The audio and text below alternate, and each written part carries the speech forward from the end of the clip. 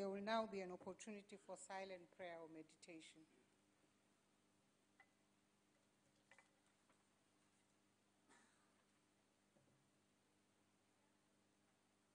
Please be seated.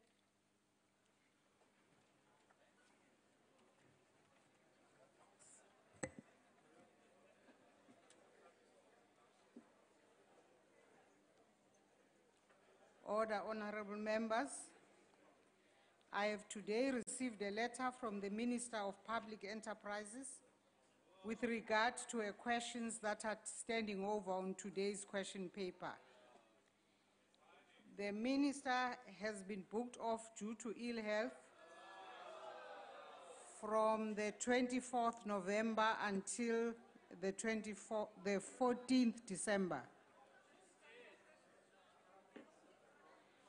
And will not be in the House to attend to the questions.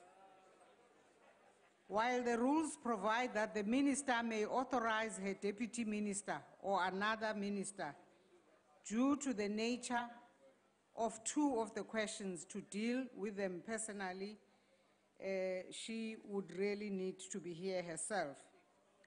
This is according to her letter of the 22nd November.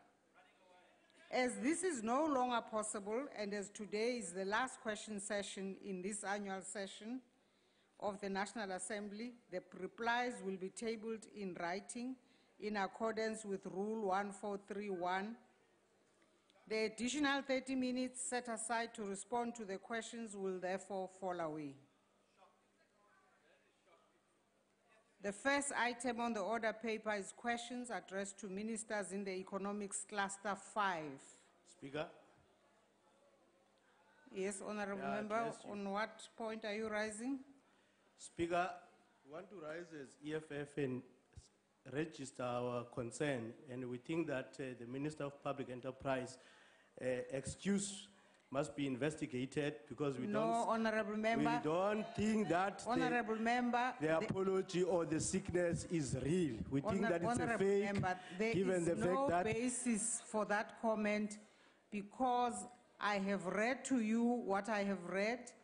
The Minister's letter is there. There is a medical certificate. Really, there is no basis it's a point that we don't trust it. We don't think that it's real. Thank you very much. That's not acceptable. May I remind honourable members that the names of members requesting supplementary questions will be cleared as soon as the member of the executive starts answering the fourth supplementary questions. I see I already have 3 names.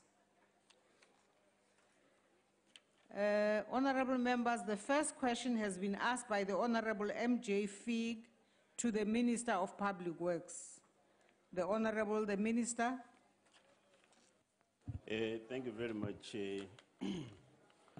Madam Speaker. The Department of Public Works carries the mandate to, among other things, provide residential accommodation to members of the National Executive. The department applies and adheres in this regard to Section 38, subsection A and B of the Public Finance Management Act, Act number 1 of 1999. This includes valuations associated with property acquisitions as per Section 6, subsection 1 and 2 of the Land Affairs Act, Act number 101 of 1987. Thank you very much, Madam Speaker. The Honourable Fig. Thank you, Honourable Speaker. Minister, the DA finds this extravagant spending by the Department of Public Works insulting to the ordinary South Africans, of whom 9.4 million are unemployed and struggling to survive in this tough economic environment. Outside of spending large sums of ministerial residences, it was revealed on Sunday in reports that the department has bought a Mercedes-Benz GLE 350D at 1.23 million rand and a Toyota Land Cruiser 200 at 1.26 million rand for use by you and your deputy. Clearly, the department has little regard for the plight of ordinary South Africans. The question is, how can you justify spending 2.49 million rand on transporting you and your deputy? And how will the department reduce the overall costs associated with the bloated prestige portfolio of ministerial residences? The Honorable the Minister. Madam Speaker, I would basically split the follow-up question into two. The first part that Dr. Fick raised is about what legislative provision are we relying on in providing for ministerial residences, and that has been clarified in terms of what the legal instruments are that we rely upon. Now, I think the second part really about transport and how much was spent on it belongs to another question as opposed to this particular question. Thanks very much, Madam Speaker. The Honorable Paulson. Thank you very much, Speaker. One of those vehicles is going to that pseudo-communist. It is. Minister, the EFF has always said that Parliament... Speaker... Please proceed. I'm just hearing noise here. The EFF has always said that Parliament should be moved to Pretoria, as there should only be one centre of government to save costs. And it will also mean that ministers only need one residence. Has the Minister's Department conducted a feasibility study to see what amount of money would be saved if Parliament was to move to Pretoria? And if not, why have you not done that feasibility study? Thank you very much. The Honorable the Minister. No, thank you very much. Much as that question belongs somewhere else, I suppose, but just to indicate that indeed we will agree with you that there will essentially be a saving as and when you have to move Parliament and concentrate it into one particular city of the country. That it's a given. Now, however, we as a Department of Public Works, we are currently engaging with a number of different stakeholders in regard to that very same question. As and when we are ready to come back to Parliament and the public at large to report, we'll certainly do so. Thank you. The Honorable Sitole. Thank you, Honorable Speaker. Honorable Minister, it seems as if Public Works is the least concerned about being conservative with its budget, topping the list once again on the cost of new vehicle purchase for its ministry, as was reported in the Citizen on Monday this week. My question to you, Minister, is what is the amount spent on hotels and other rental accommodation for ministers who are waiting residents, and what amount are spent refurnishing these homes for the new ministers, as given the high turnover of ministerial appointment by the President this month? This amount must be extremely costly. Thank you. The Honorable the Minister. Madam Speaker, I would really request the honourable members that if we want to be relevant and deal with the actual issues, let's then have the correct questions posed. The question before us is completely different from what Honourable Stolle has just raised. And I would love to really respond to it, but do so comprehensively. So I would suggest that at another given point in the sitting of this particular House, you come back with that question, sir. Thank you. The Honorable Adams. Madam Speaker. Madam Speaker. Thank you, Honourable Speaker. Madam Speaker, on a point of order. What's the point of order? Madam Speaker, with all due respect to the Minister, I do not think that's a new question. And for him then to try and defer it onto the member to say, member must come back, I don't think that's correct. Honourable Stolle has posed the questions arise out of the question posed to the Minister. What he should be saying is that I don't have the information now, I can submit it later. But to throw it back to the member, I don't think that's correct. And I think, Madam Speaker, you must protect members when they're asking questions, because Honourable Stolle's question arrives out of the question that has been posed. I'm going to ask the table to look into the extent to which it is true that it arises out of the answer or the original question. And I will come back to that issue. Honorable Adams. Thank you, Honorable Speaker.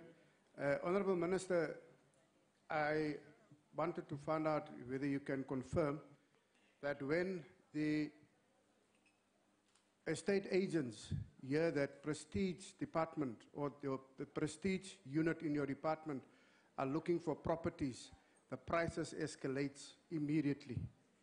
Can you confirm that? The Honorable the Minister.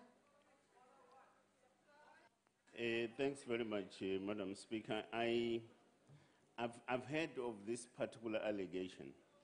To what extent it is true and valid, it really does remain to be seen, Honourable Member. So I would want to leave it at that for now. Thank you. Thank you. We now come to question number 338, asked by the Honourable Mulauzi to the Minister of Transport. The Honourable the Minister. Thank you, Speaker and the House. The e-toll debt has not been written off, and there's no intention for now to write off this debt. SANRAL has applied accounting treatment principles to the debt, classifying the debt according to recoverability, and thus impairing 3.6 billion rand of the debt. The e-toll scheme will not be scrapped based on impairment. Any decision on the future of GFIP and e-tolls will be taken by Cabinet. I thank you, Speaker. The Honourable Mulauzi. Thank you very much, Chair. People are not paying e-toll fees. People have rejected e-tolls, and people have mobilized against government to reject the e-toll policy. It is not only EFF supporters doing this, but also ANC supporters, DA supporters, IFP supporters, and PAC supporters. Why is government forcing e-tolls on South Africans who clearly don't want them? I mean, people don't want them, and you claim to be representing the will of the people, and people are demonstrating in numbers that we don't want these e-tolls. They are meant to basically rob the people. So we don't want e-tolls. Why are you insisting on them? The Honourable the Minister. Thank you, Speaker. There are benefits to GFIP. In the first instance, it has reduced the travel hours. Also, millions of travel hours are saved, improving productivity and living conditions. Also, improved incident management and medical attention at incidents. GFIP has also unlocked a huge development opportunities, such as the Waterfall City Mall, Mall of Africa, Linwood Bridge, and Mainline Road. So you should not come here and talk fiction. You know what are the benefits of this project to the people of Gauteng and South Africa in general. It is unfortunate that the whole chief whip of an opposition encourages people to default.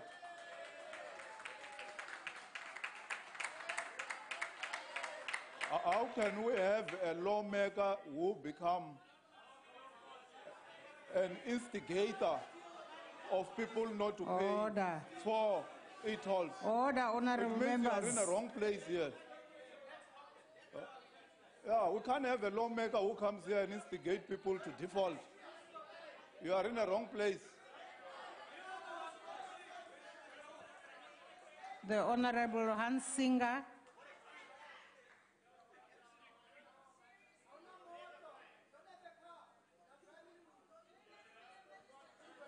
Good afternoon, Minister. The ANC government's ill-conceived e-toll system continues to be roundly rejected by Gauteng residents.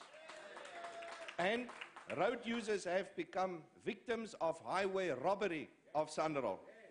The current system has made it expensive for the poor to travel to work.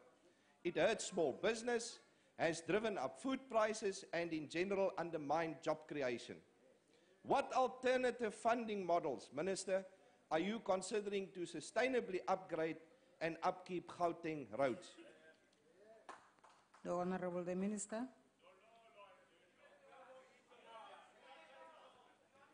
Thank you, Speaker. As a result of people like Mr. Steenhuisen, who is not paying the e-tolls. Madam Speaker, Rule 85 is very clear. Order, Honourable Steenhuisen, on what point are you rising? Rule 85, Madam Speaker. The Honourable Madam Speaker, I haven't said a word, nor did I live in Gauteng, so there's no way as I could pay e-tolls. Clearly the Minister needs to go and do his homework. I've said nothing of the sort, and I ask him to withdraw the comment that he's just made about me. Yes, yourself and Mr. Walters. The Honourable Minister, can you please focus on just answering the question? The Honourable Member claims that you have said something untoward that is not having any basis. Would you mind just withdrawing it, because you have upset him very gravely, I can see. He's very upset. Please, we are leaving tomorrow. We don't want people to go on holiday upset. Please withdraw, Minister. I withdraw. It was Mr. Thank you. Walters. Thank you. Thank you, Speaker. Speaker, as we speak here, I've spoken about the benefits of GFIP. As we speak... Speaker, who is calling over me? here. Yes, Honourable Member. Speaker, I also never said a thing about e-tolls, and I was just told by the Honourable Minister that I encourage people not to pay e-tolls. I member Walters. Did he talk about you as Walters, I member Walters. Minister. Speaker, I'm very upset as well. You look very upset. Minister, please withdraw, so that we have less and less upset people. But they are encouraging people not to pay for it all, Speaker. And this has got serious impact on the debt repayment. I withdraw. Please proceed. Okay, just proceed. Thank you, Speaker. The current debt that is owed to financial institutions by SANRAL amounts to 48 billion rand as a result of motorists who are defaulting, like those coming from the DA camp. As we speak, Honourable Speaker, we are collecting 65 million rand instead of 230 million rand.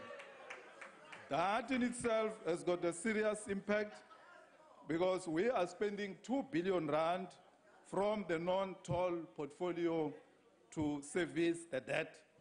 But let me make it clear, Speaker, that there are 1.4 million tagged vehicles who are using GFIP. So it's not correct that people are rejecting GFIP. 1.4 million tagged vehicles. So don't come here and tell us stories. We have the figures which are audited, and 65 million rand is paid. But as a result of people going on a campaign that people mustn't pay for e-tolls, we are not collecting 230 million rand. Actually, Honourable Speaker, we were supposed to toll the other 3 roads, which is PWV 14, linking R21 freeway from Boksburg at OR Tambo International to N3 and M2, and the PWV 5, linking Tembisa through Road Port with Soweto, and PWV 9, linking Mabopane Freeway to Main Road. So these were our intentions. But in the current conjuncture, there is no way in which we are going to continue with e-tolling. If we continue, we are not saying that in the future we are not going to e-toll.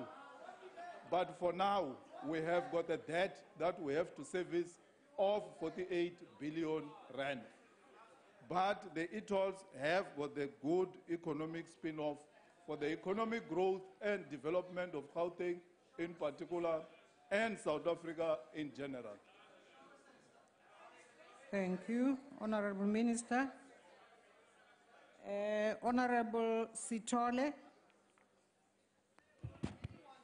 Siyabonga so mhlonishwa somlomo. Mhlonishwa ngqongqoshe. Iqiniso lithi abantu baseGauteng ama e-toll abawathanda. Iqiniso akufuneka silibalekele. Iqali i-toll ingena kule ndlu ngathi uANC uzoluza amavoti wawaluza ngempela. Manje ke umbuzo uthi njengoba abantu bengafuni ukulokho indaba zama e-toll yini enye engenziwa ukuthi ilokhu i-user system kungabi yona ama e-toll kube i-user system njengawo wonke ama-province mayawaZulu Natal uyabhadala wedlule kungalokhu kuba nesikweletu esihleli osazi ukuthi nesikweletu engasazi ukuthi imali efika ngoba imali yakho ifika yehlukene futhi ifika iningi ngalendlela uyabona ukuthi akekho umuntu ozoqhubeka nokubhadala umbuzo ukuthi yiphi enye indlela engenziwa ngaphandle kwama e-toll ngiyathokoza. Mhlonishwa ngqongqoshe. Thank you, Speaker. We have got 1,630 kilometers of toll roads portfolio. And in that portfolio, people are compliant. It is only this portfolio of 150 or so kilometers where there is a problem of default. I don't know why Mr. Stolle come here and speak for the ANC because he's not a member of the ANC. We have been winning elections from 1994 up to date. So you can't be our spokesperson. You remember, Honorable Speaker, that there has been a discount dispensation which the Interministerial Committee has been led by the Deputy President, and people have been responding. That's the reason why the figure has risen to the number that I have said before of 1.4 million tech vehicles. Of course, there are options that we are looking at with Sanral as an entity, which we are going to submit to Cabinet. It is after Cabinet will have approved those options, is then that we will come back here and report as to whether there are other options of e-toll payment that can be looked at. But for now, we apply the user pay principle. I thank you, Honorable Speaker. The Honorable Sibande.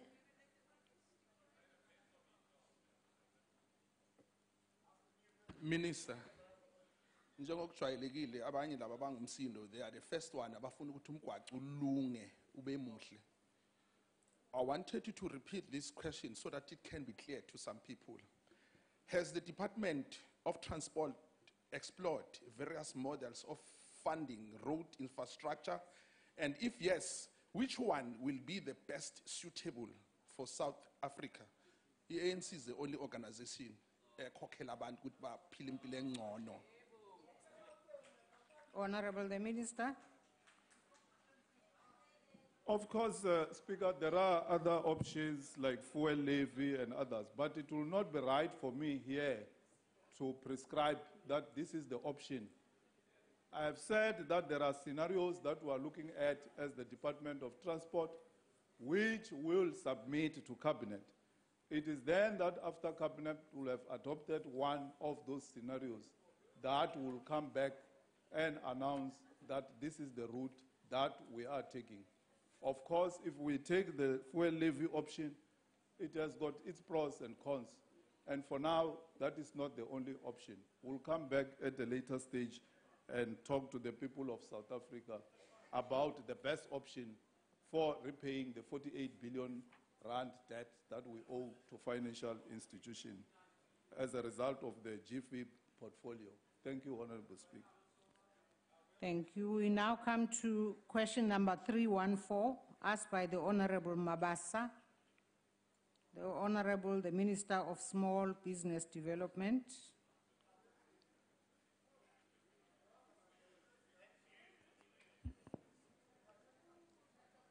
Thank you very much, Honorable Chair and Speaker. And I firstly would like to say to those members who are calling me Lindiwe, anginikangwa yibo lelo gama, abalazi nokuthi lisho ukuthini. So mabaqale ngokuthi nje babe naleyo nhlonipho yokuthi igama lami nguLindiwe Daphne Zulu. Siqala lapho nje. Yes.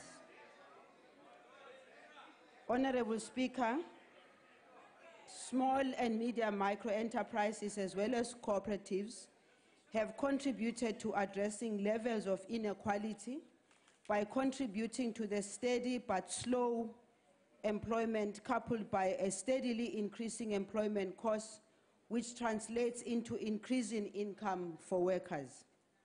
Employment by both SMMEs and large enterprises, including private households, have increased from 15 million in March 2014 to 16.1 million in September 2017, and those are statistics from Stats SA. Sectors that contributed a significant share to employment growth are the community and personnel services with 3.4 million jobs in 2014, increasing to 3.6 million in 2017, followed by trade from 3.1 million to 3.2 million, business services from 2.0 million to 2.4 million, and construction from 1.1 million to 1.3 million. Manufacturing saw a decline, which is very unfortunate, from 1.8 million in 2014 to 1.7 million by September 2017.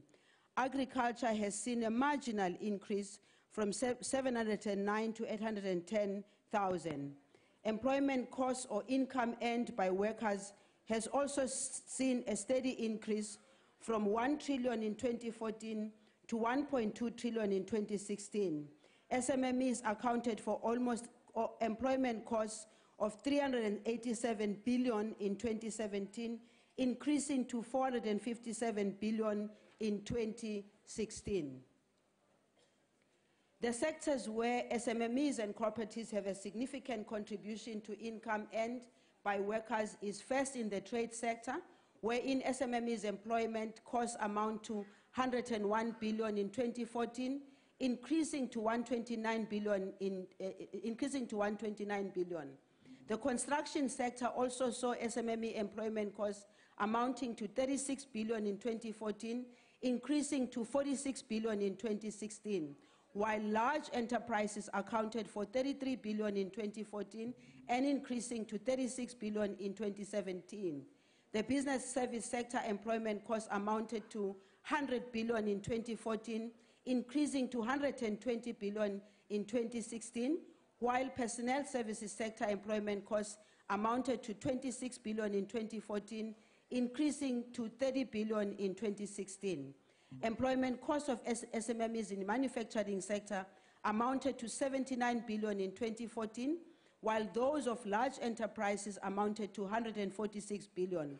In 2016, SMME employment costs manufactured reached 94 billion, while large enterprises contributed 164 billion. I thank you. The Honorable Mabasa. Sakesa Shipikara Shahida. Holobze, Shana Hisui Lesinga Endliwa Kufikelela ntiro wa ndzawulo wa ku antswisa nhluvukiso wa ikhonomi ya le matiko xikaya. The Honorable, the Minister. Thank you very much, Honorable. Hayi ke mina ke ngaphoka ngeke ungithinte. Ngimzwile kahle, ngikhuluma izilimi eziningi kabi zase South Africa. So ngimzwe nje kahle. Honorable Speaker, futhi nje kufuneka sibatshele nabanye abahleli ngalo ukuthi nabo kufuneka bafunde ukhuluma ilwimi zabanye abantu bayeke ukukhuluma isingisi sodwa. Thank you, Chair, Honorable Speaker. Yes, the department, within the 3 years that we were formed as a Department of Small Business Development and Cooperatives, have contributed significantly, but not enough, to the economic, to the advancement of rural areas in particular. What we have done, Honorable Speaker, in order for us to make sure that there is a proper coordination between national, provincial, and local, we are ensuring that in the rural areas, we use our local economic development structures. Hence, recently, we hosted the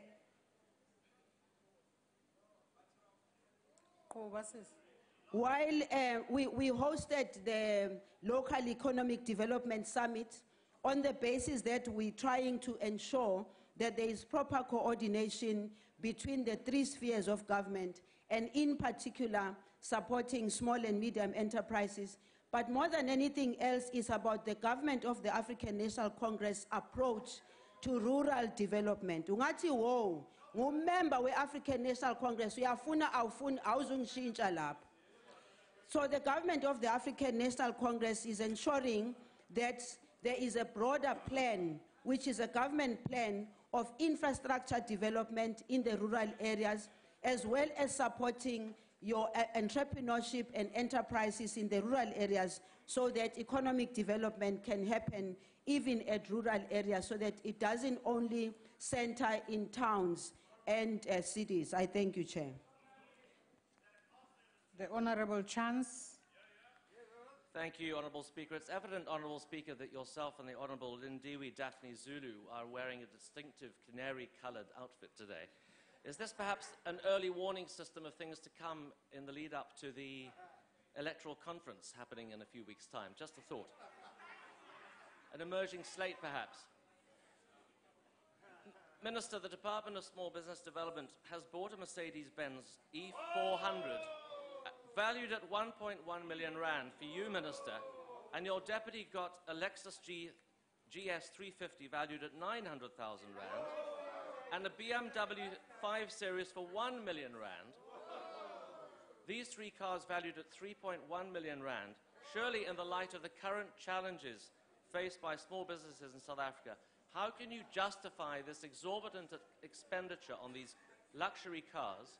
And surely it's also increasing the Gini coefficient between you personally and the minister and the department and the small businesses that you are meant to be satisfying. The Honorable, the Minister. Thank you very much, Honorable Speaker. It would have been very important for Honorable Chance, who, by the way, I have respect for. However, I think it would have been very important for you, Honorable Chance, to ask the journalist who wrote the story to give you the real facts and not what he thinks. First and foremost, I do drive in a Lexus, which only costs 580,000. So let's start from there. Secondly, yes, Mr. Chance, I'm saying to you, I had a conversation with the very same journalist who wrote the story yesterday. And I said to the journalist, we here, this side of the African National Congress, fought for the freedom of the press. We fought for the freedom of journalists to be able to write facts. That journalist did not bother himself to get the facts. One, that car did not cost the millions that you are talking about, the Lexus. Quite frankly, I found it to be very stupid for somebody who should be knowing how much a Lexus costs, a Lexus of that nature. Even a child will know that that Lexus will never cost R1 million. Thirdly, Honorable Chance, I do not have a BMW in my possession bought by government. That again is another nonsense. which is being done by people who have got other intentions. The deputy minister drives a car which was inherited from the DTI to the next deputy minister and to this deputy minister. So if you don't mind, respectfully, go back to that journalist and tell that journalist that the freedom that they have was a costly freedom. And therefore, when they write without investigating, getting all the facts, they are creating hatred. They are creating animosity. They are creating a situation which cannot be untenable if they continue doing what they're doing. There's no 990 Lexus car. There's no $1 million.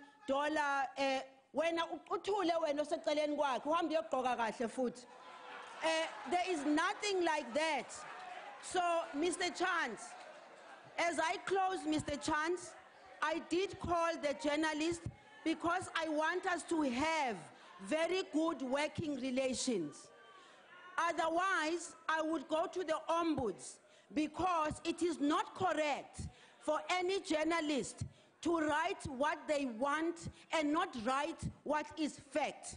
So go back and tell him some of us will not take kindly to some of the things that they write without investigating, avoiding the principles of investigative journalism. I will have lunch with him to teach him those principles because I am a journalist by profession. The Honorable Filtane. Thank you, Honorable Speaker. Honorable Minister, one of the requirements of small businesses is adequate, appropriate infrastructure. It does help them and their businesses. And this is particularly the case in the pavements of the South African towns, as well as the rural areas. Now, in order for their businesses to pick up, they need this. To what extent does your department assist with the provision of infrastructure? And I'm asking this particularly because we have got in the House the Minister for Public Works, and I know that Public Works has got many, many buildings that are lying empty. Is there any relationship between yourself and the Ministry of Public Works to make sure that those small businesses thrive well using the unused space of Public Works? That is the question of the day for me. The Honorable the Minister. Thank you very much, Honorable Speaker. Yes, I fully agree with the importance of adequate infrastructure for small and medium enterprises. If I may also add, it is also about the informal businesses, because the informal businesses are on the streets with the sun and the rain and everything, and they have to keep running up and down. As I answered the earlier question with regard to infrastructure development, which is government's overall plan, we as a department do have a relationship with not only just the Department of Public Works, but we also sign transversal agreements with other departments so that we can have a focused approach to assisting small and medium enterprises. As to the issue of infrastructure, we have, as a department, put this on the table at national level, that when infrastructure development, and that's why with the Minister of Economic Development, we keep very close with them, because we believe that it must not be left to the Department of Small and Medium Enterprises to deal with the issue of infrastructure. We believe that when plans are being made, even right down at city level, those who are planning that infrastructure must take into consideration that there will be small and medium enterprises and informal business who will need that infrastructure. And as a department, we have put this item on the agenda, and as far as the overall 9-point plan, for instance, of government, we have said all those plans must always consider the fact that there are small and medium enterprises in South Africa, and more than that, Honorable Chair, is the fact that Your small and medium enterprises and the informal sector have the face of black people, and the majority of them do not have the infrastructure and are not exposed to that infrastructure. So as a department, we work very closely, and we think that national, provincial, local coordination will be able to assist small and medium enterprises by improving the infrastructure, because without the infrastructure, their lives become very miserable. I thank you. The Honorable Kubisa. Thank you very much, Honorable Speaker. Honorable Minister, we have had some outcry from small, medium enterprises and other emerging businesses, whereby they say they do find that there are departments who would come to them, like the Department of Labor, Department of Health, for them to comply. But they feel that very little is done in regard to them being assisted to access funding or get the necessary training so that they could grow their businesses. And could the minister appraise us as to what is it that the department is doing in this regard? Thank you very much. The Honorable the Minister. Thank you very much, Honorable Chair. Laba ababanga umsindo basitshela ngodololo balethwe yithi la eParliament in the first place. If bekungasi ukuthi African National Congress nabanye abahleli ngapha babalwela bebangake baze bahlale la bahleli khona. So babamiyeke udololo abangamazi nokuthi uminisha ini. Honorable Kubisa, thank you very much for your question. Yes, the whole issue of compliance, we believe compliance is a necessity. Compliance must happen. But the challenge here is these small and medium enterprises are given too many compliances. And those compliances is something that takes them too long to adhere to. And so as a Department of Small Business Development, we have been calling on our departments, including ourselves, to improve and change the compliance and make sure that things are made easy for small and medium enterprises. And of course, with regard to other departments, one of the reasons why we signed the transversal agreements, it is simply because we want to make sure that we are able to monitor, to follow up, using a legal framework of some sort that enables us to speak to tourism, to speak to public enterprise, to speak to defense, speak to everybody, all with one purpose, a purpose of ensuring that we try and make sure that the situation is improved for SMMEs. Firstly, they don't have to be running around too long looking for one and the same thing. That must be shortened. But we also would like to pass the message that compliance is important, because we're also holding taxpayers' money, we're using taxpayers' money, so the compliance must help us in ensuring that where money has to come back, it must come back. Where we have to see the value of growth, we must see that value of growth. I thank you. We now come to question number 309, asked by the Honorable Sheikh Imam to the Minister of Public Works. The Honorable the Minister. Thank you very much, Madam Speaker. In 2011, the Department of Public Works embarked on a project to address the completeness of immovable assets under its custodianship. The Office of the Auditor General has audited the department's immovable asset register and confirmed that it is complete. The Department of Public Works has 29,322 land parcels as we speak, and 93,931 properties as at the 31st of March 2017. In 2016, we established and initiated an Operation Bring Back program to identify properties unlawfully disposed of since 1994.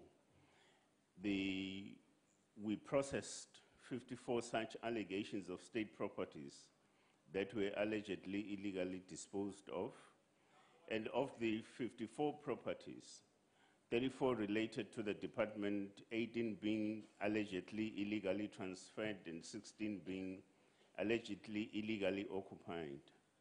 The department is presently undertaking a process to recover for the 16 of the 18 properties proven to have been unlawfully alienated from it, and has referred the remaining 20 properties to the relevant state custodians for further investigation. The Department of Public Works has also commenced with an interrogation of the electronic deeds record since its inception to identify state properties that were possibly illegally disposed of.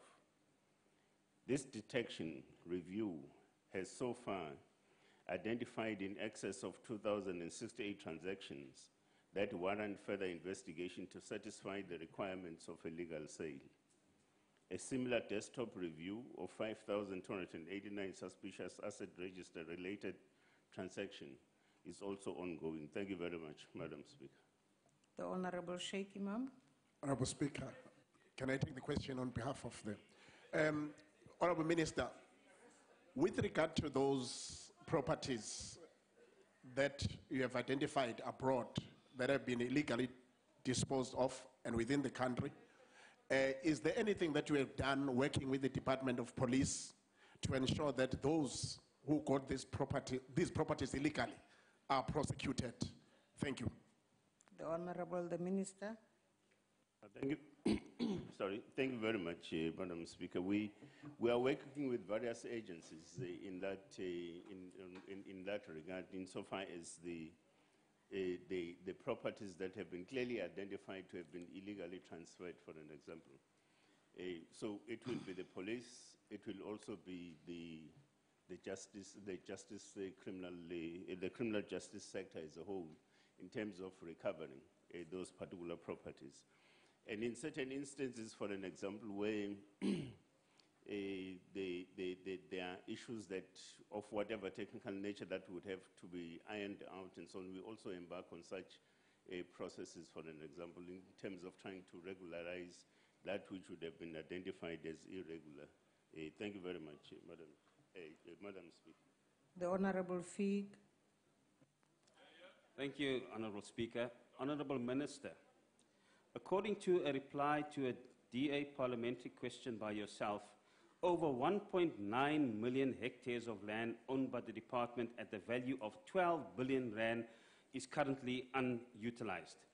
Has any of this land been identified for alternative uses such as redistribution of land or for housing for the poor or for settling outstanding land claims such as claim A921, where Public Works has advised the successful claimants, the Adrianza family, that they do not have the resources to comply with the Land Claim Court's ruling? Thank you. The Honorable the Minister. No, thank you very much. For instance, let me just give you an example, Honourable Member. In Groblersdal, we have utilized the land that was available, that was basically ours, for purposes of agricultural purposes and so on in the area. So in that regard, we have had small farmers and upcoming kind of farmers, for an example, benefiting from such kind of an approach. Here in the Western Cape, we are in discussions, for instance, with the provincial government and some local municipalities in relation to the issue of Grabo and them wanting to basically access our land for purposes of human settlement and so on. Now, the broader question, though, which I think is quite valid from what the honourable member is raising, is that we also do need ourselves as a Department of Public Works, which is an issue that we're undertaking and looking at, the whole question of how do we utilize these land parcels, and not only land parcels, but also properties that some of them are standing empty, dilapidated, and so on. How do we use them for developmental purposes and so forth? So once we reach finality on that particular issue, we'll be able to pronounce adequately from a policy point of view in terms of what approach will then be undertaken. Thank you very much. The Honorable Sithole. Siyabonga Somlong. Mhlonishwa ngqongqoshe. Kunenkinga ukuthi ama properties kuma big cities athathwa ngenkani. kangangokuba kukhona laba sebelimazana khona laba abawathathayo. Umbuzo okhona ukuthi ngabe ikhona indlela noma mhlawumbe isystem engenziwa ukubheka ukuthi lama properties azonqandwa kanjani ukuthi bangathathi ngenkani nanokuthi ke ikhona indlela yokuthi kube khona abantu uma esetholakele la thathwa ngenkani kufakwe isecurity ikwazi ukwavikela nanokuthi abantu ke abahluphekile abafuna indawo zokuhlala bakwazi ukufakwa kuwo. Angithokoze kakhulu. Mhlonishwa ungqongqoshe. Siyabonga kakhulu Somlomo kuJobe ngalombuzo awufakile. Cishe ubizwe cishe impendulo ifane kulokho bese ke sakuthinta phambilini ukuthi saqala uhlelo lokuthi ayibuyiselwe izinto okungezethu kuhulumeni. So lo mkhankaso kusomkhankaso khona namanje ngoba iqiniso lisekuthenini kuzodinga ukuthi amalunga omphakathi wonke akwazi ukuthi aqwashiswe ngalolu daba akwazi ukuncedisana ukusizana nathi njengohulumeni mayelana nesimo sokuthi kutholakale lezi ndawo seyidliwe zadliwa ngenkani. Kwesinye isikhathi ke kwezinye inhlelo ehambisana nohlangothi lwezomthetho siyakwazi ukuyithola lezi ndawo siyibuyisele emuva emabhukwini kahulumeni. Sisaqhubeka ke nalomkhankaso wethu wokuthi indawo zikahulumeni zingadliwa abantu ngendlela engekho emthethweni. Kodwa futhi okuncikene nalokho ukuthi indawo zikahulumeni njengamabhilidi sisebenzisa kanjani ukuthuthukisa ngazo umphakathi. Singathuthukisa ngazo ngiyafanekisa osomabhizinisi abancane, singathuthukisa ngazo ukubhekana nesimo sokuthi endaweni la kunamanyuvesi khona ijudeni ziyayidinga indawo zokuhlala nani nangendlela ezehlukahlukene esingakwazi ukusiza ngazo abantu bakithi. Kodwa njengoba sengeke ngasho phambilini ngisho ngolimi lukaGeorge ukuthi kudinga sihlaziye eyethu ingqondo njengomnyango ikakhulukazi ukuthi mayelana nalezi zinto ekuyizinto zikahulumeni sisiza kanjani mayelana nokuthuthukisa umphakathi sisebenzisa zona ngokunjalo. Siyabonga. The Honorable Tembe Kwayo.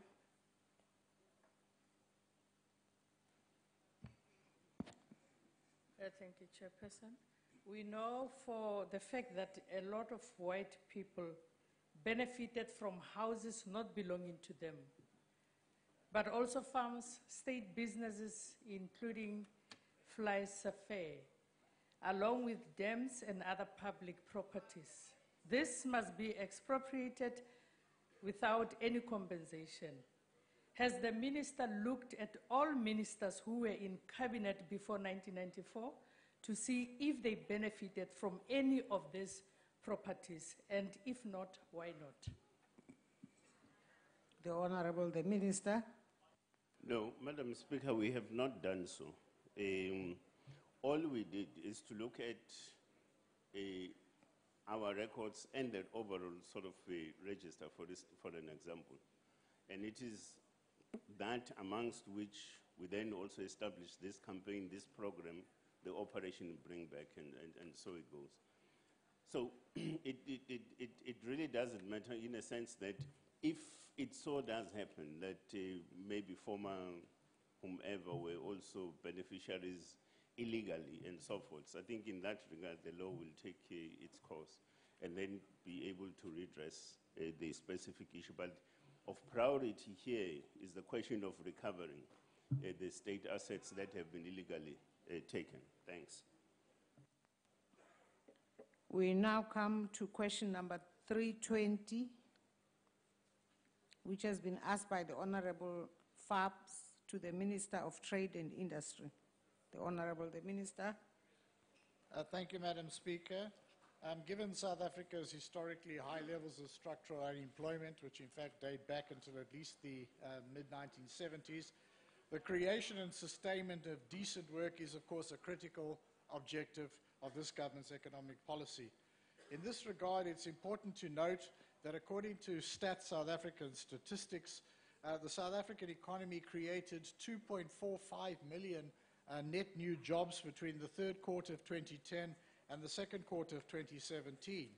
However, approximately 4 million people entered the labor force at the same time, and consequently the level of unemployment has not declined.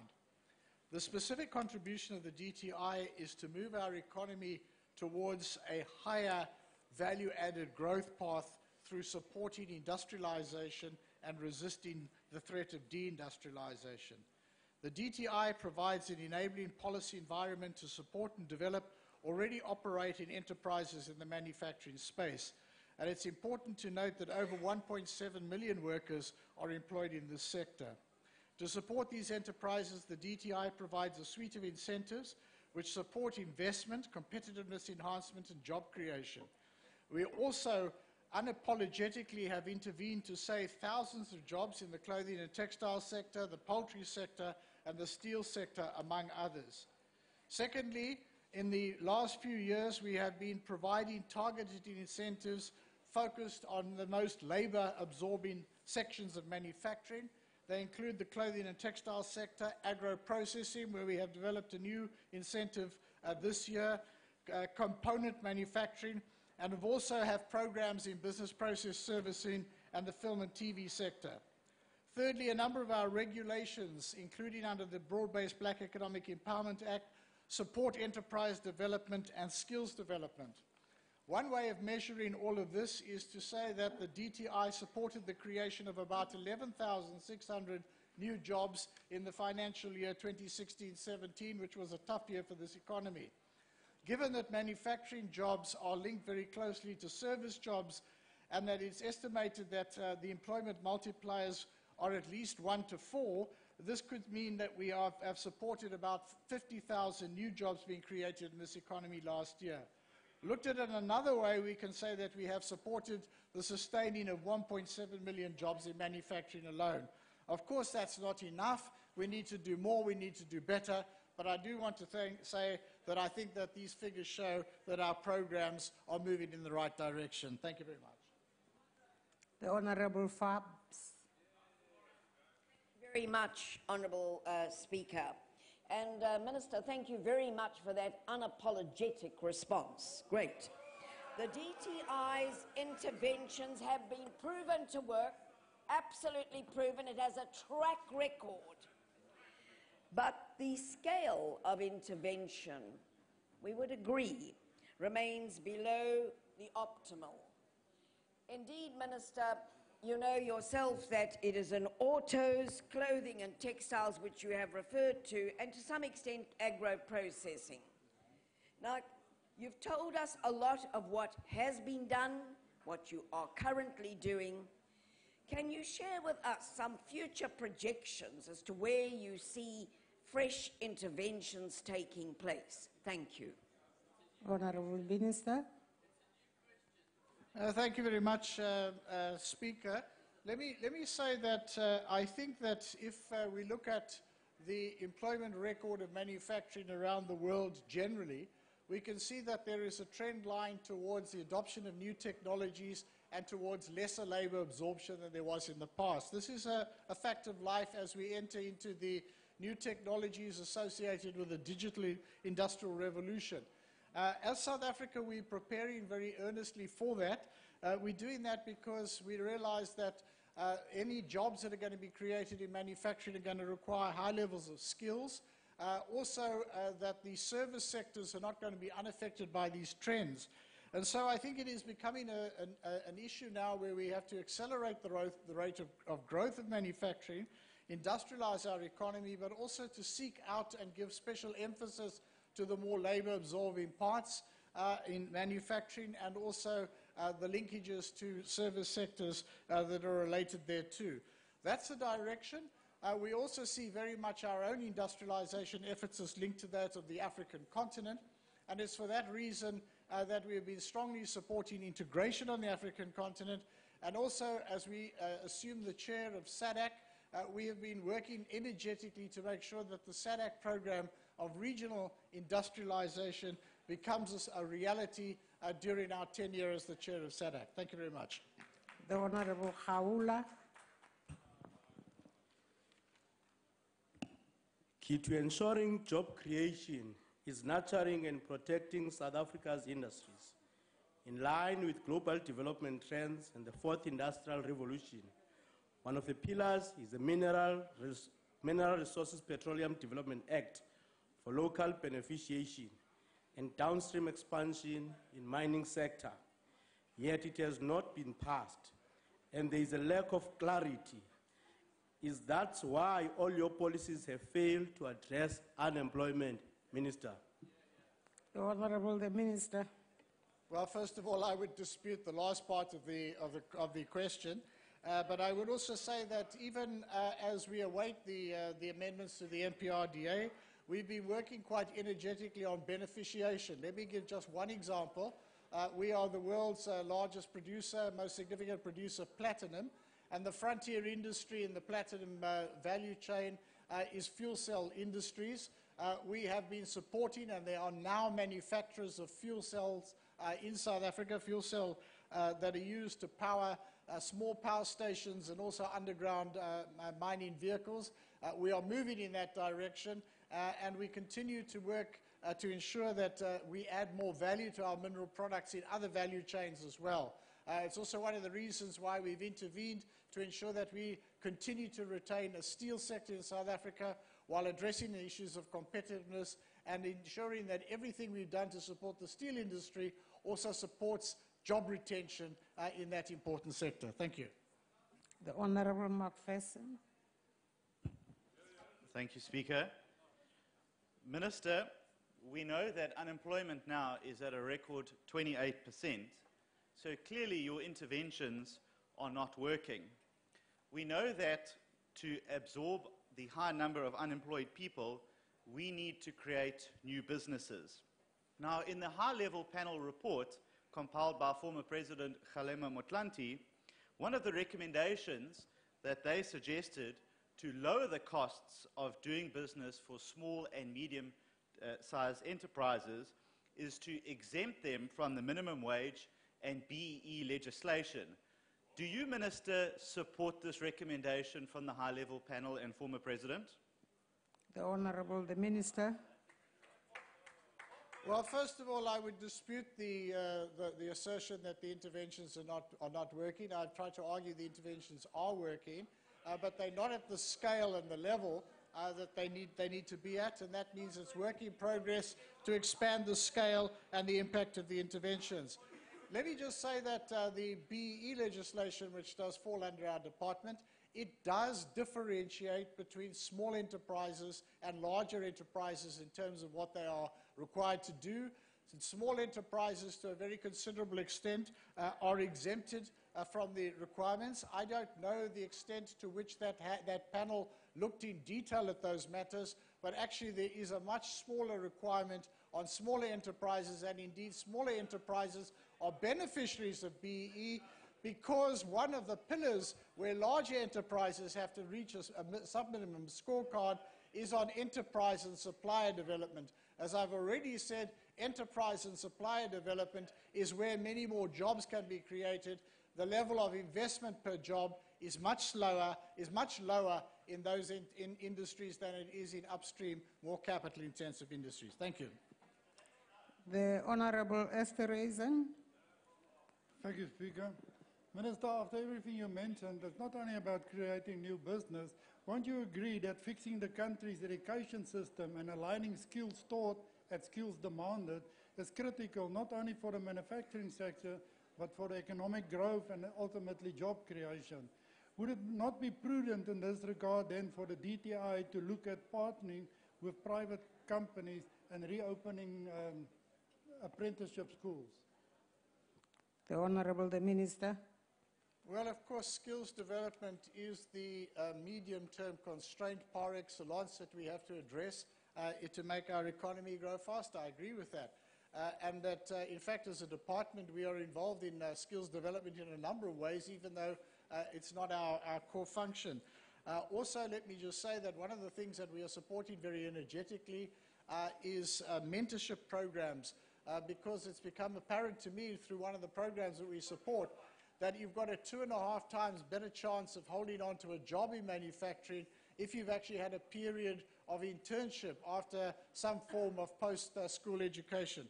But I do know that the technology changes are meaning that workers are more likely to be wearing white coats and pressing buttons in digitized processes, even in South Africa, although we're not the frontier, than they are to be wearing overalls and doing heavy lifting. That is the future, and that does require skills development and training, and we, as a department, argue for that and contribute to that practically as well. It's also one of the objectives of the BE legislation. You have to earn points in skills development if you want to qualify for your scorecard not to be taken down a place. Thank you. We now come to question number 315, asked by the Honorable Tsotetsi to the Minister of Telecommunications and Postal Services. The Honorable the Minister.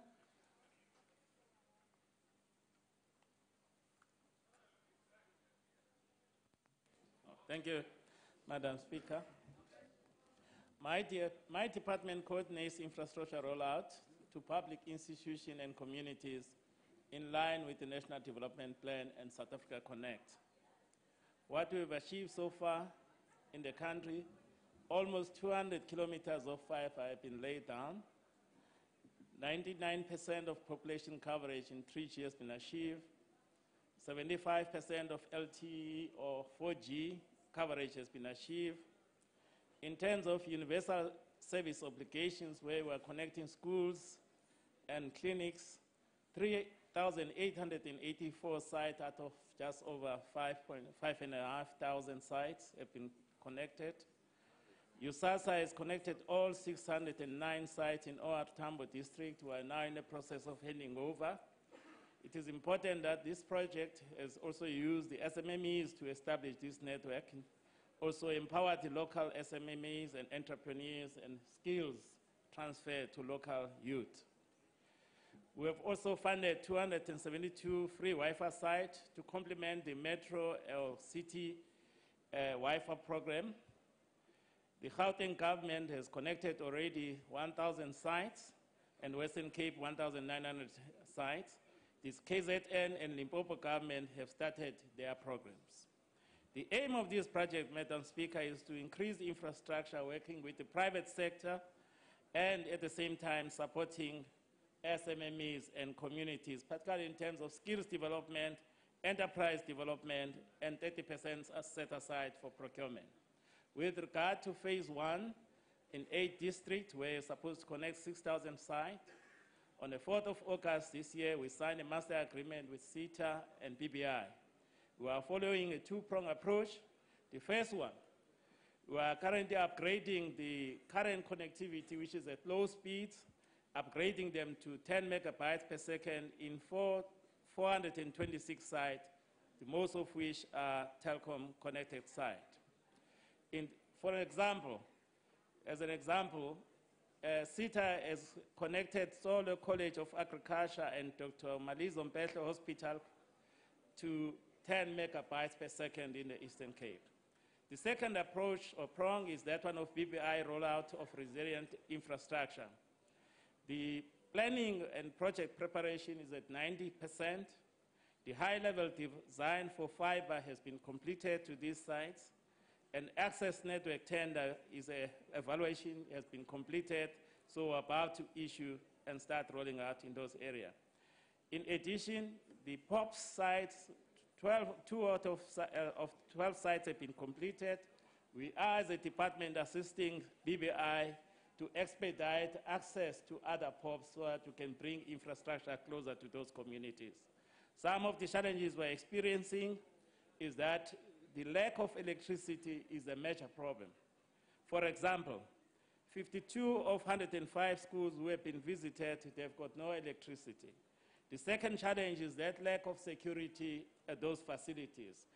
Currently, we're addressing this issue by working with line departments like Department of Basic Education and Health to address those challenges we're facing as we implement the project. I thank you, Madam Speaker. The Honorable Tsotetsi. Thank you, Minister, for the intense response. However, Minister, it is a known fact that planners have a tendency to plan beyond their means, that is being too ambitious. In light of that, does the department have the required capacity? And are there any anticipated obstacles which might delay the plans? If yes, has the department started to search for strategies to mitigate the anticipated obstacles? Thank you. The Honorable the Minister. Thank you, Honorable Speaker and Honorable Sotetsi. As I've said, some of the obstacles we are facing is the access to site to put our infrastructure. Last year we passed the rapid deployment policy, and currently we have got a bill which is going to public consultation after going through cabinet to really address those things so that we can have quicker access to site to put our ICT infrastructure. Other projects, programs we're finding in our planning is that one of lack of supporting infrastructure. Like I've said, the challenge of lack of electricity, particularly in rural areas, is a major concern because all these equipments we're putting there, they require power, even if it's low power. The mitigations we're doing, we're expediting the rapid deployment policy through the ECA Amendment Act, which we hope that will come to this House by March next year. And at the same time, we are not stopping. We're working with our coordinating structures in the province at the local level and working with the line departments to address the identified obstacles. Thank you very much. The Honorable Sheen. Thank you, Speaker. The rollout of telecommunications infrastructure to public institutions cannot proceed with necessary speed because it's happening piecemeal since the failure of the poorly constructed SA Connect tender. What has been done so far is way behind target. State-owned company Broadband Infraco, which could not have survived without taxpayer handouts, has been put in charge. Another challenge is the failure of the government to migrate from analog broadcasting to digital technology to free up the necessary airwaves that are critical to widespread wireless internet in rural and marginalised areas where e-government services are desperately needed. Then there's the money. Depending on the core technology used, nationwide government broadband connection to 42,000 sites will cost anything from between 33 billion and 85 billion rand. Where, Minister, will the money come from and when will it be available? The Honourable the Minister. We are not handling this thing in a piecemeal.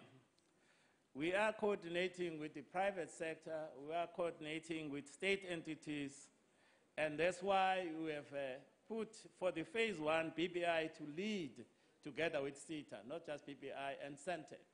They are all working together as state entities to increase our capacity to coordinate and roll out infrastructure, particularly to the underserved areas where it may not be economically viable for current operators.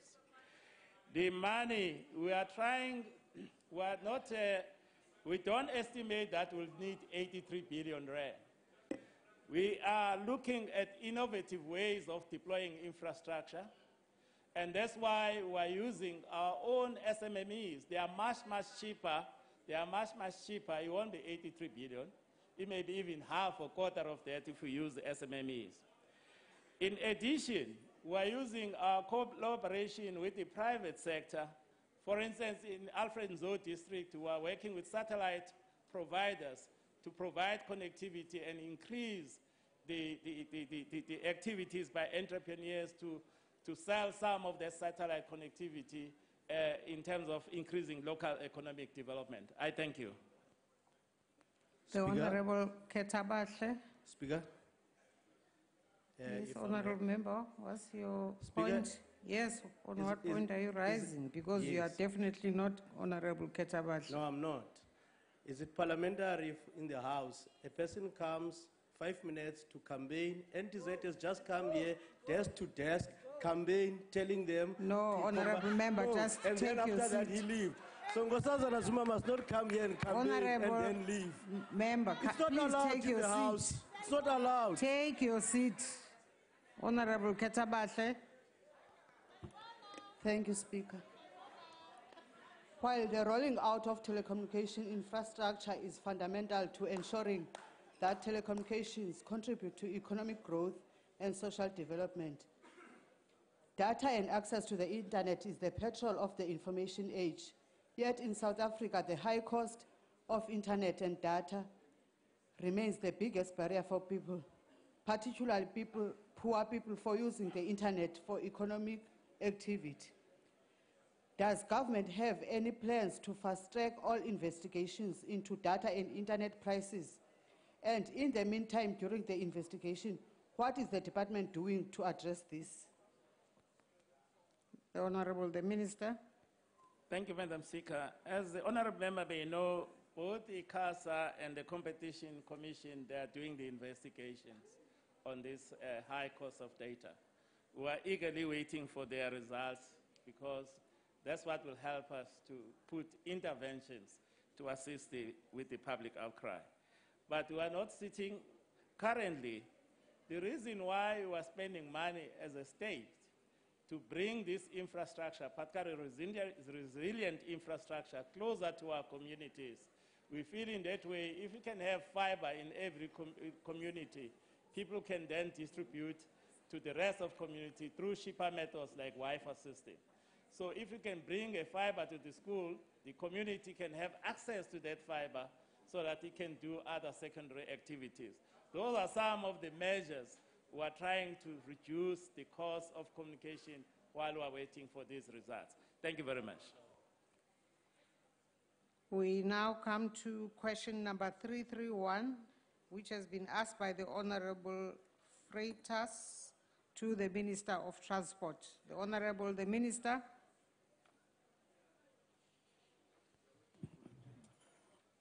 Enkomo mana Speaker. Aka nkarhi lowuwani mfumo wa Afrika-Dzonga a wu na makungu ya ku yisa amahlweni ku endla ti-e-toll road tin'wani a Gauteng. Enkomo. The Honorable Freitas. Thank you, Speaker. The Auditor General's report of 2016-17 raised concerns about the sustainability of SANRAL as an ongoing concern and attributing it to the poor collection of e-tolls. Because as a result, SANRAL is racking up an average of about 200 million rand a month. So in date with just the e-tolls. So how far and what is your recovery plan in this regard? You've admitted that you're not getting an income of over 200 million as it is. So what's your plan? Or your head continues to be in the sand? Thank you. The Honorable the Minister. Honorable Speaker, I understand the question to be saying that whether SANRAL intends to expand the area covered by the e-tolls as part of GFIP. And we are putting it categorically clear here that there is no plan to expand the area. Any decision on future phases of GFIP and whether they will be told or not will be made by government. Gauteng provincial government requires future 150 kilometers of new freeways.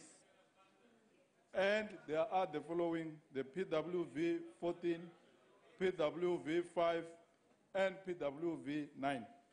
In regard to debt repayment, I have made it very clear that we owe 43 billion rand to lenders, 48 billion rand. And we are using 2 billion rand from our fiscus because we are not able to collect enough to pay for the debt. I've made that point very clear. And your colleague, Unsinga, has asked that question. I don't know why do you keep on asking the same question. Problem ya wena yini kahle kahle. Ntavulavula xixin'we ngaku no va record. The Honorable Filtane. Alava yini. Honorable Filtane. Thank you, Honorable Chair. I've just been to your table to request that my name be taken off. I pressed the button incorrectly. Sorry for that. Honorable Kubisa. Mhlonishwa Somlomo ngiyabonga. Mhlonishwa ngqongqoshe bengicela ukuzwa ukuthi mhlambe senikela lwenza nocwaningo olumayelana nalabo bantu abakweletayo kodwa bengakwazi ukukhokhela ama-e-tolls. Thank you. Honorable Minister. Who's talking nonsense? No, honorable members. We don't use that language here in the House to one another. Yeah, defrators. We don't use that language, honorable members. You don't say to another honorable member, you are talking nonsense. Please, honorable members.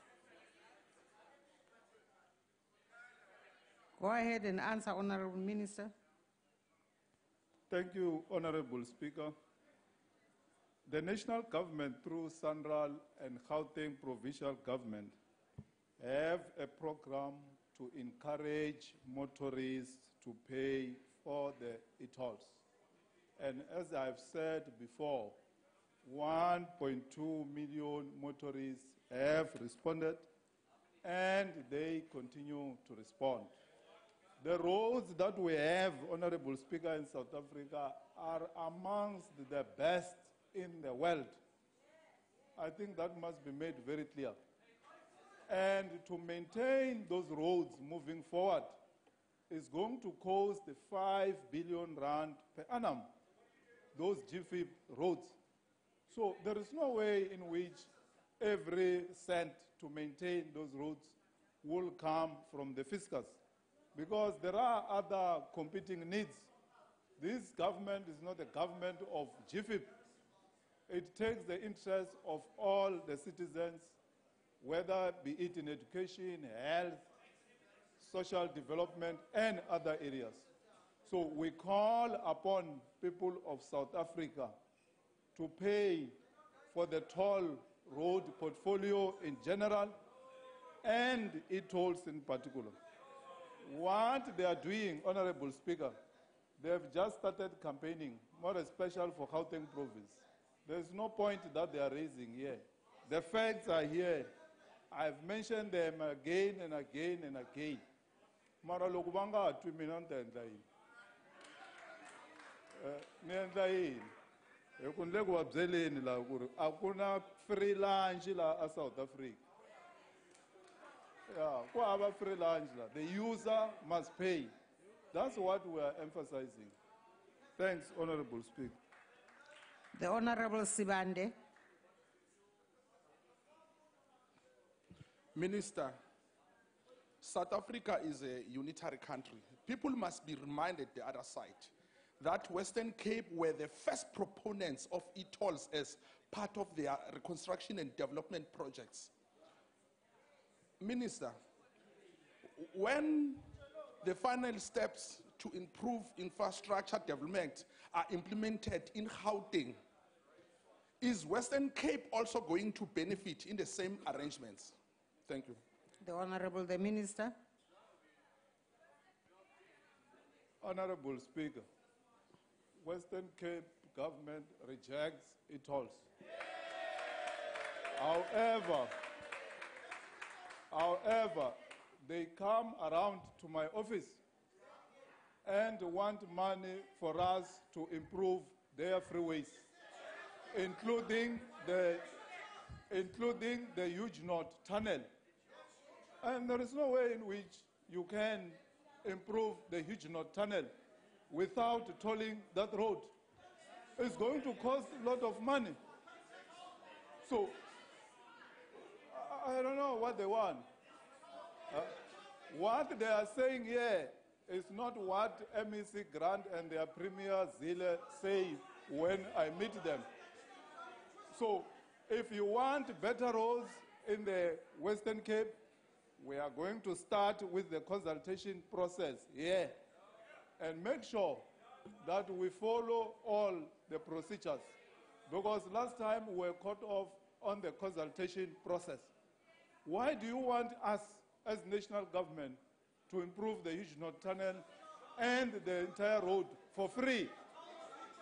Where do we get money?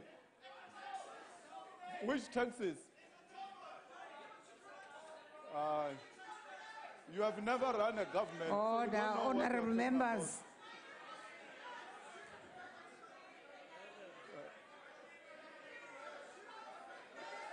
I think you are done, Honorable Minister. Honorable Kaula.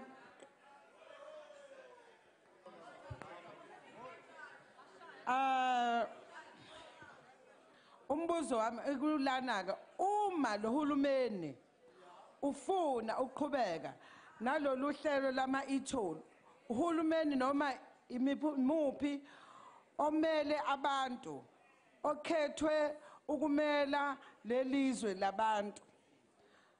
Abantu bakulelizwe bakubeka kwacaca ukuthi abalufuni lolu hlelo. eGoli bakhulumile, Free State bakhulumile, KwaZulu Natal bakhulumile, Western Cape bashilo, Northern Cape kanjalo bathanje no. eMpumalanga bathi abalifuni, Eastern Cape, eLimpopo, North West basho ngazwilinye ukuthi lo hulumeni abaludingi lolu hlelo lakhe mangabe yena Honorable abaluthathe balubeka ngasemzini wabo noma emzini kababa kaDuduzani. Honorable Member. Sesiphelile isikhathi Mam Khawula. Honorable Minister. Thank you, Honorable Chairperson. I don't know when last did the member consult all those 9 provinces, because what she's saying is not factual. National government has a program to lay out new infrastructure in terms of the road infrastructure. Order, Speaker. Speaker. The honourable member, what's the point of order? No, Mam Kaula has just spoken Zulu here. Order. She does not understand. Honourable Member Khawula, can you please take your seat? There are translation services, so all 11 languages can be spoken by members. Thank you. Proceed, Honourable Member. Inkomo mfambisi wa ntirho. Namdla vulavula Xichangana isiZulu la. You can speak any of the 11 languages. Yeah, se ku vulavula Xichangana la parliament. Mhaka leyi mhani la hi va yi vulavulaka a hi yona. A ni tivi ku va tsutsumerini na tiprovinsi leta 9 va vula leswi va swi vulavulaka. Hi ku hina hi le ku makeni ka mapatu hi Saturday ya leyi taka. Hi ya na president a Durban. Hi ya pfula patu ra Dumisani Makhaya freeway. And kwale ya Durban kule ku endliweni ka a very big interchange ya Edgecombe. And vanhu va le KwaZulu Natal lava vulavulaka hi kona va tsakile. Mita leyi ya kona hi Saturday. So swilo swi va swi vulavulaka ku ve vanhu va le ku lweni na mfumo hi ti toll road na yini a hi swona. Mo politika. Mi nga vulavuli mhaka leyi mi nga yi tiviki mhani. Laha hi vulavula hi mhaka ya mapatu lama vanhu va nga ku matsakeleni, including kwala Western Cape. 3 weeks ago, a ni ri na MEC grant ya vona project le hansi ya N1 laha hi nga va nyika mali ya ku improve N1. So hala mi lava mali a mi nyika, hala tlhelo mi byeletela vanhu va nga hakeli ti-toll gate. Why me apply a double standard? Na cancer, I'm so much too. Na cancer. Malunga hloniphekile lendlu sesiqedile ngombuzo wamakhulu amathathu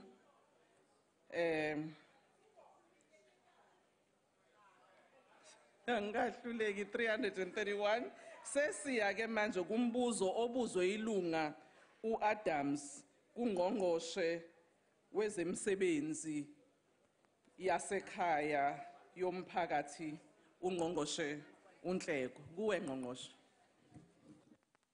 I know. Thank you very much, Madam Chair. Public employment programs are intended by design to be a short-term employment measure to address high levels of unemployment. The expanded public works program has a similar approach. It embedded training in small, medium, and micro enterprises development as crucial elements of the program. It is envisaged that the training and SMME development will assist participants to acquire further employment once their participation in the program ends, or they would be in a position to be self-employed or start a business, either way earning an income. Many EPWP projects have been designed to create longer-term employment opportunities that absorb a large number of participants. Such projects or programs include, among others, the rural road maintenance programs, such as Zibambele in KZN, the household contractor program in the Eastern Cape, the community work program implemented by the Department of Cooperative Governance and Traditional Affairs, the Working on Fire and the Working for Water programs implemented by the Department of Environmental Affairs. Skills and training acquired by participants through the EPWP prepare the latter for absorption into the formal economy. States SA's quarterly labor survey have sought to assess the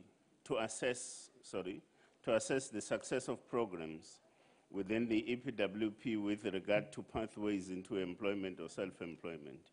In 2015, of those surveyed and whom had participated in an EPWP-type program, it was found that 12.4% were in permanent work, 4.8% had set up own businesses, 47.8% had found temporary work, and a further 14% were in further training. 79% of former participants had found a pathway to some improvement in their lives. These statistics further give weight to the recent IMF working paper entitled South Africa Labor Market Dynamics and Inequality, which, on the basis of a sample of 1.3 million individuals, found that people with prior work experience have an almost 50% better chance of finding a job than those without experience. Thank you very much, Madam Chair. Thank you, Honorable Minister. Menir Adams. Thank you, House Chairperson. Minister, thank you for the reply and for the reply on the question. The EPWP has done wonderful work, as well as the Community Works program. But I think, Minister, government alone can't solve everything through its programs. These graduates, the work that you are doing in your department, also in terms of graduating these people and such.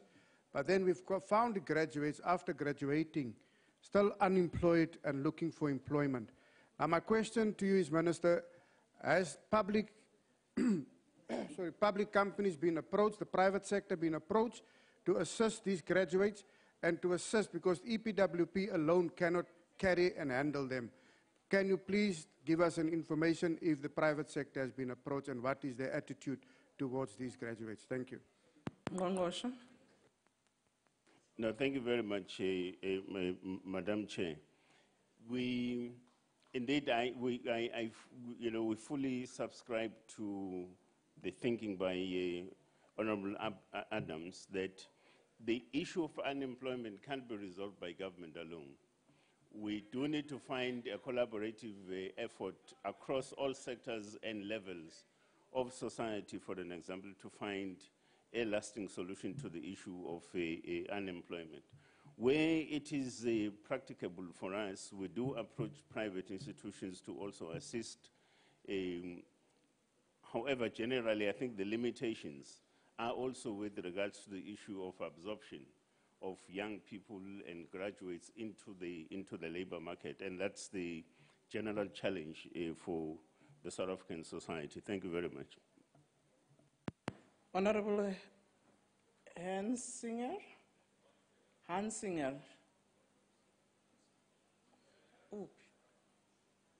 Speaker, I'm not using this, but I might just want to use the opportunity to remind Minister Jomo Mugwanye that his question was about funding models and recovery plan when we get back to him, that he can think. Thank you. I think that is not for you. Maybe you are tabling a question for the next time as a reminder, so. Chairperson, we did actually have another DA speaker who actually did push the button for this question. Unfortunately, this is the one that I have, ANC.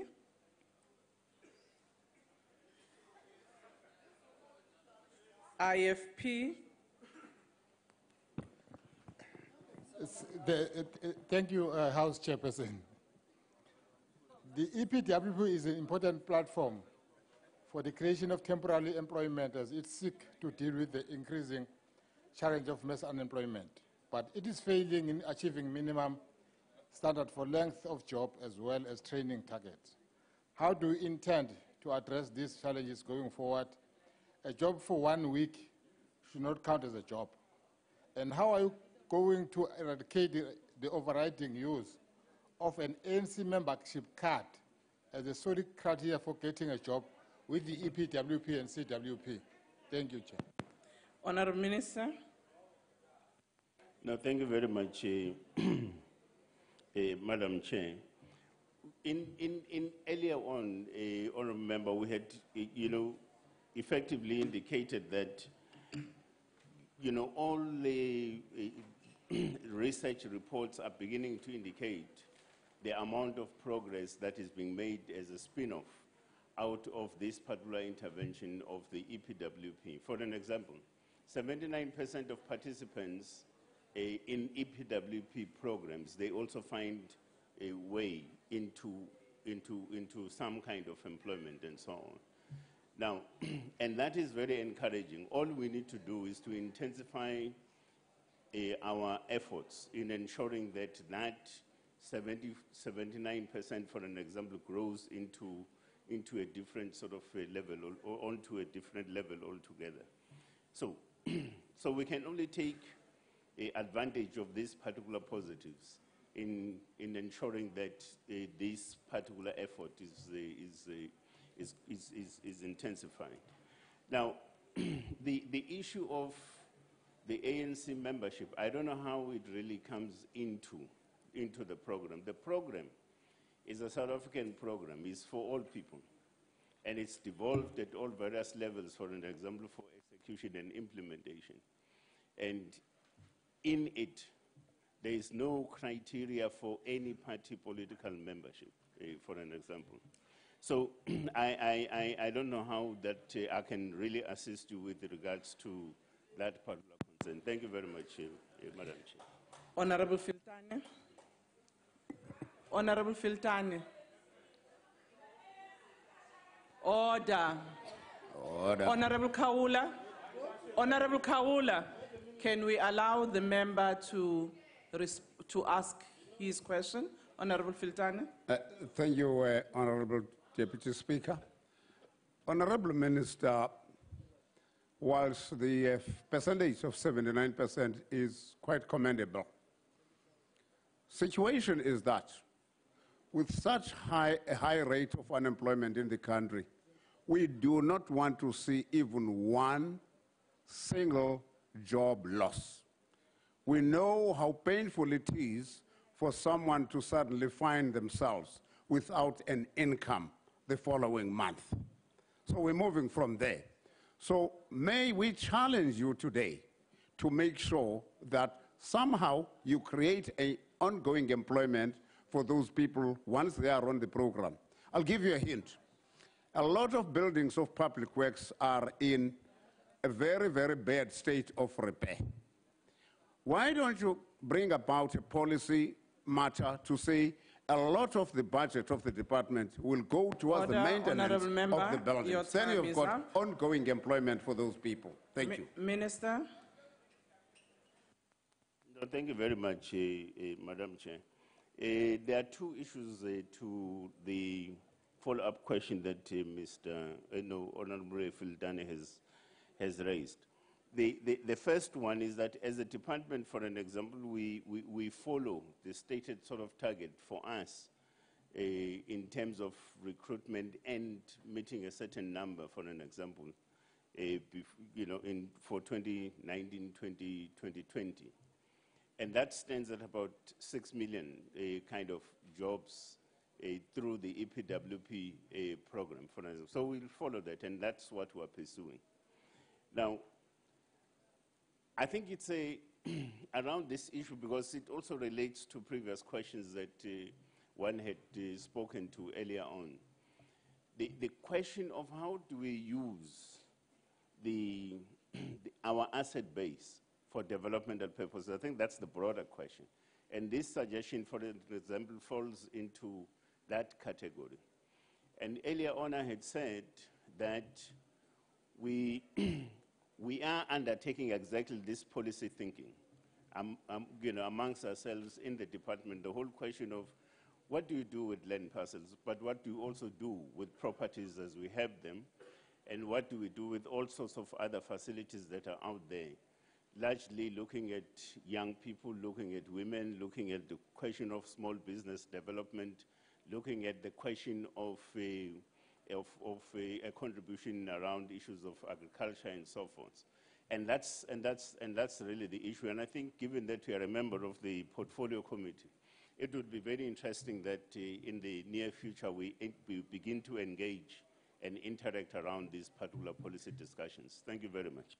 Thank you. We now move to question 312, which is a question asked by Honorable Mngundi to Minister of Rural Development. Minister. Thank you, Honorable Chair. The answer to the question is yes. The Department of Rural Development and Land Reform and of Agriculture, Forestry and Fisheries are in agreement that post-settlement support is essentially a function of DAFs. However, the Department of Rural Development and Land Reform will finalize all current commitments in terms of the recapitalization and development program and will provide on-farm infrastructure and maintain support for all new farms acquired through the agricultural land holding account and restitution until DAF has built the necessary capacity. Thank you, Chair. Honorable Mnguni, or the one who's taking the question, over to you. Thank you, Honorable Chairperson. Honorable Minister, according to DAF and the Department of Rural Development Plan, when is DAF going to start implementing the recap? As you have said that people were supported, the smallholder farmers were receiving the post-settlement support from the Department of Rural Development and Land Reform. Since you are engaging on this process, what is the plan? When is DAF going to start implementing this recap program? Thank you. DAF is the Department of Agriculture, Fisheries and Forestry. Over to you, Minister. Thank you, Honorable Chair. I really don't know how long it will take, because remember, Chair, that I'm talking now to my chairperson of the Portfolio Committee, that we didn't get a budget from Treasury for this program. Once we handed land over to people and we realized over time that nothing happened there, in other words, productivity died, we then took 25% of the baseline budget of land reform and created this program. So DAF will have to negotiate with Treasury to find the necessary resources, because we are not going to give them the money, we'll give them the empty shell of a program. Thank you very much. Thank you. Honorable Sonti. Honorable Walters. Minister, the committee report referred to as in effect an indictment of how the department has been operating until now, with huge resources being funneled into keeping projects alive that is failing. So also in your responses, you referred to that. It also shows that opportunities for large-scale corruption can be created with many silos as being referred to in the report, creating gaps in overall oversight. Given the large number of forensic reports that's been done showing exactly that, systemized corruption, siphoning off taxpayers' money, when is the department coming to report to the committee, as has been requested, on how the recommendations of these forensic audits are being followed, including criminal charges? Also, do you not think, with reference to inter alia consortiums like SAFE and Bono, it is time to include land reform as part of a broader investigation into state capture? Honourable Minister. Thank you, Honourable Chair. State capture is very fashionable, actually. The Honourable Member knows exactly. He knows that he knows that he's got to bring to this House substantive motion. He hasn't done that. I'm happy to respond to it when he does so. But I think let me just keep to the point here. Honourable Chair, we are doing a lot of work in villages. I still have to see the Honourable Member in a village.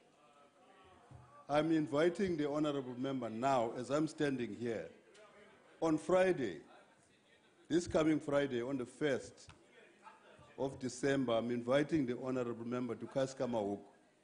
We are launching a cheese factory there for the rural villages. We started that processing. It's a dairy parlor.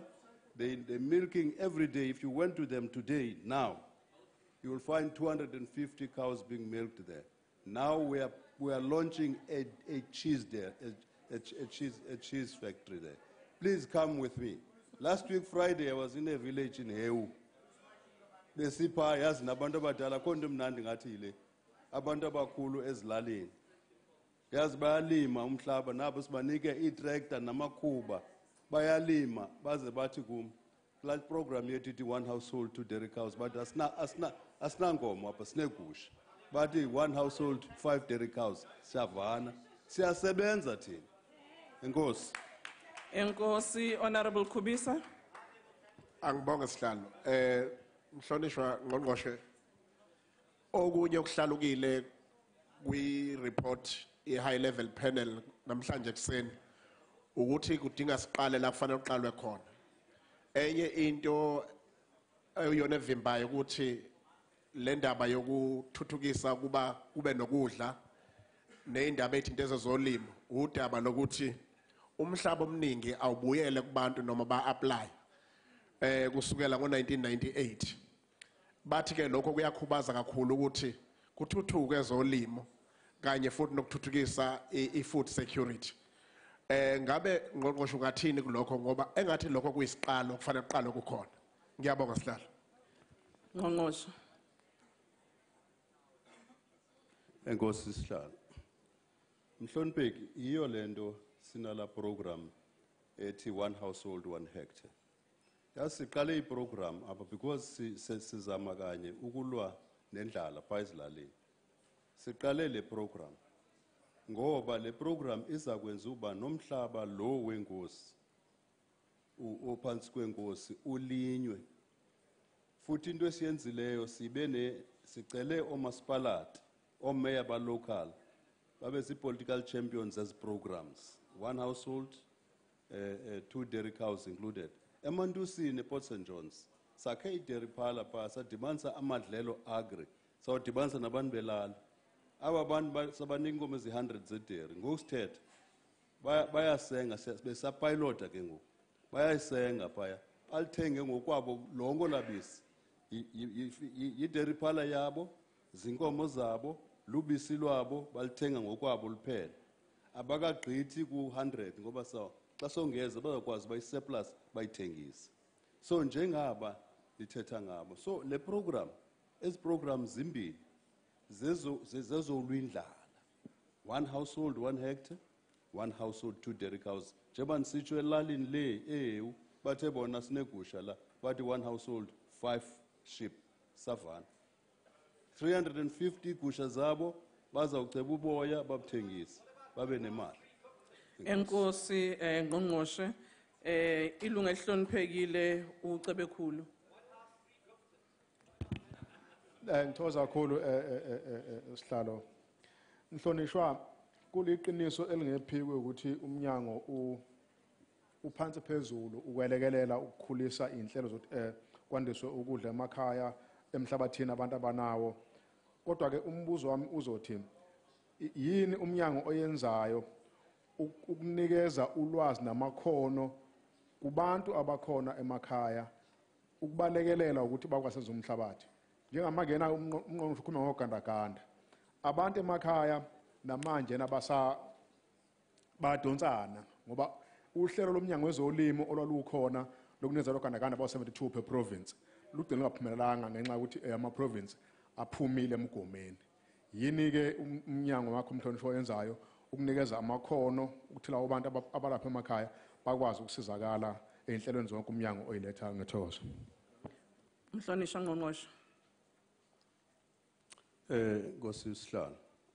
Saqala eKZN program ye-animal handling facilities. Lapha abantu bathengisa inkomo zabo okanye bathengisa izimbuzi. Ndandiqala ukuyibona imbuzi encane ezimnyama kanti zithengwa kangaka. Ngoba senze loo nto eKZN istrong kakhulu le program. Now abo bantu ke sibancedisa ngoba sibe ne-partnership ne-National Agricultural Management what is this NAMAC?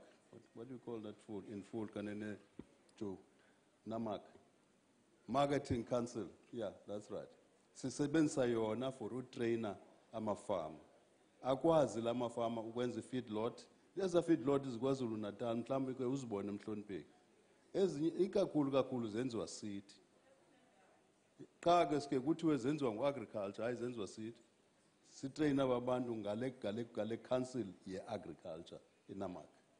Nkosi Mhlonipheki. Kanti naphaya naphaya kweza ethukela ferry up eza irrigation schemes ipha zenziwa city zivuselelwe city sibancedise abantu ngezakhono. Enkosi. Enkosi ngqongqoshe ngizocela ukuthi ke manje sidlulele embuzweni wamakhulu amathathu amashumi amabili nane 324 phecelezi ngolika George. Can we have the Minister answering to the question asked by Mr. D.W. Macpherson, Minister of Trade and Industry? Thank you very much, Chairperson.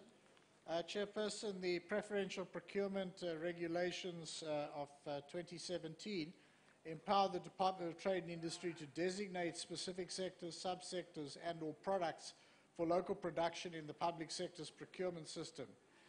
This new regulation takes over the arrangement that came into force in 2011 and is a critical lever to raise aggregate domestic demand and support the key industrial value chains across the economy. 21 products have been designated for local procurement with stipulated minimum thresholds of local content, and more are in the pipeline.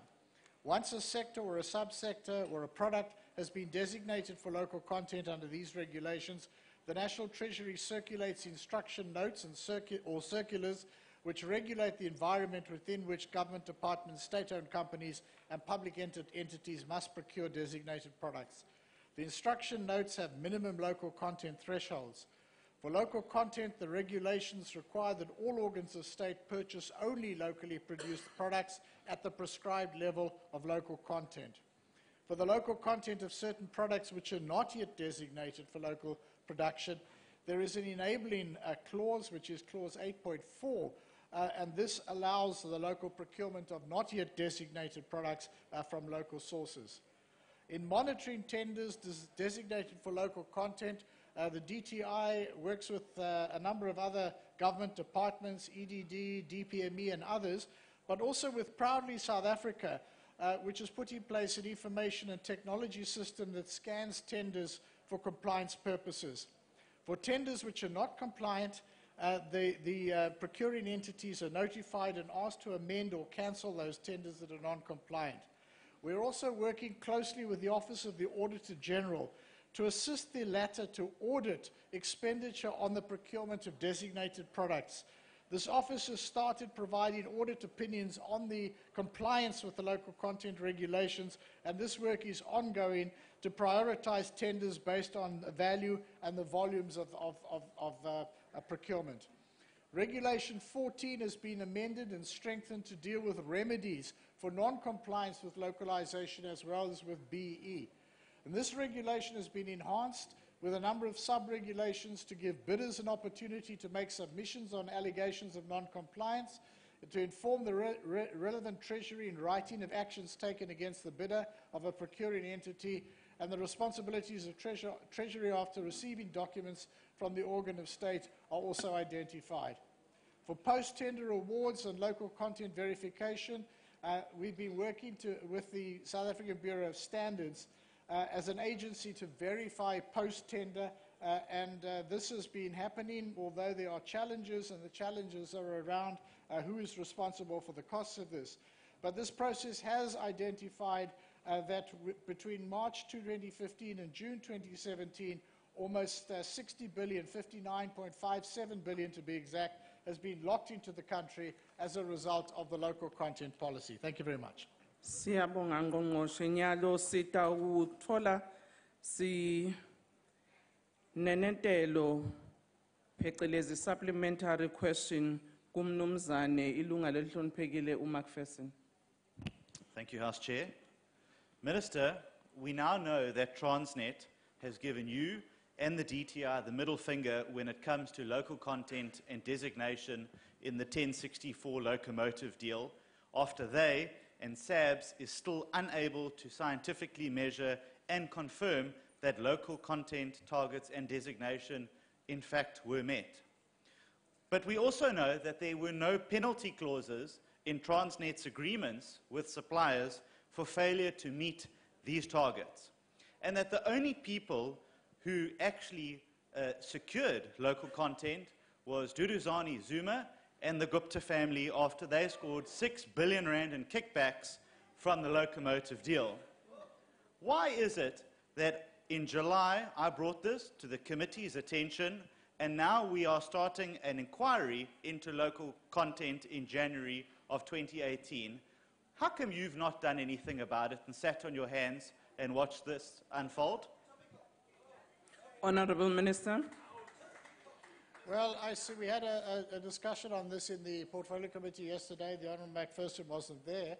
And I indicated that at this time particularly, when we cannot expect there to be huge new resources to support our incentive programs, it's extremely important that this policy tool of localization operates effectively. I take no comfort from instances where we can see that there's been no non-compliance, and I welcome the work which the Portfolio Committee has been doing, which has identified a number of issues. But what I have indicated in the main answer to the question is a number of remedies which we are putting in place to monitor and enforce and ensure that there's some consequence management. This remains still work in progress, but I think that what we are committed to doing is to ensure that this policy tool works much more effectively and that we make sure that we get the real value for money. But in fact, I did indicate we have already got some value for money out of this policy tool. Honourable Mhlongo. Khawula. Ungumhlongo nyalo wena. No, I've pressed his by mistake, Chair. Qhubeka. As a matter of fact, Minister, the state-owned enterprises are failing to comply with designation and local content requirement. For the 50 billion Transnet locomotive deal, none were assembled in South Africa. SAA does not even want to own its own aeroplane and instead want to rent German manufactured and owned planes, while Eskom outsources engineers and various employees from across the world. Despite South Africans having the necessary skill sets, has state capture played a role in the failure of the state-owned enterprises to comply with localization and designation regulations. We expect a huge answer from you. You are a communist, Minister. Thank you. I'm not sure where the communists come into the question. Honorable Minister, you can answer.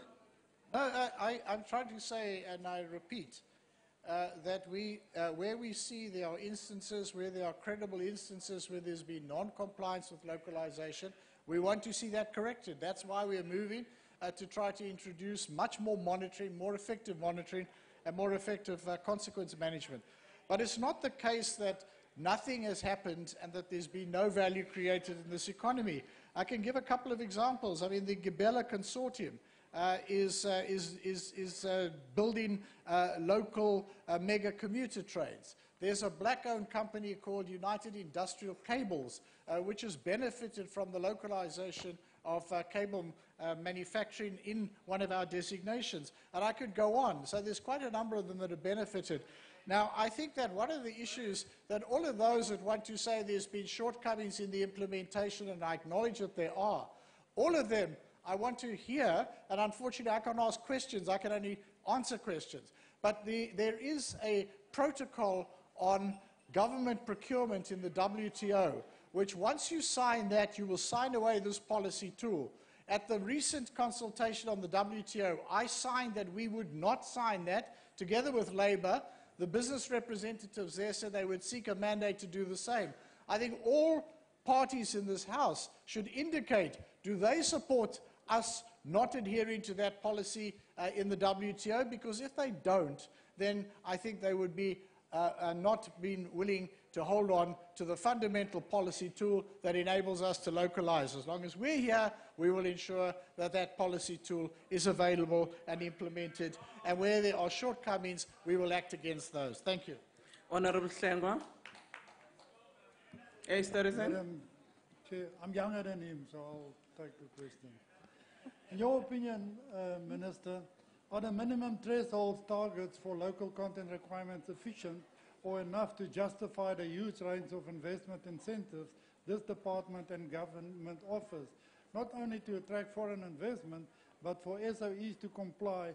And secondly, is there ever consequences for SOEs and their boards that do not comply? Honorable Minister. Well, I was saying that the designations are actually rigorously developed. So we don't put in things that are completely unachievable. We work in a very open and transparent way, inclusive way to develop those. So these are targets that can all be achieved. The point is that once they are put into a designation under the PFMA regulations, and once a practice note is issued by Treasury, it's no longer an option. It's no longer just asking someone, it's now an instruction to people to carry that out.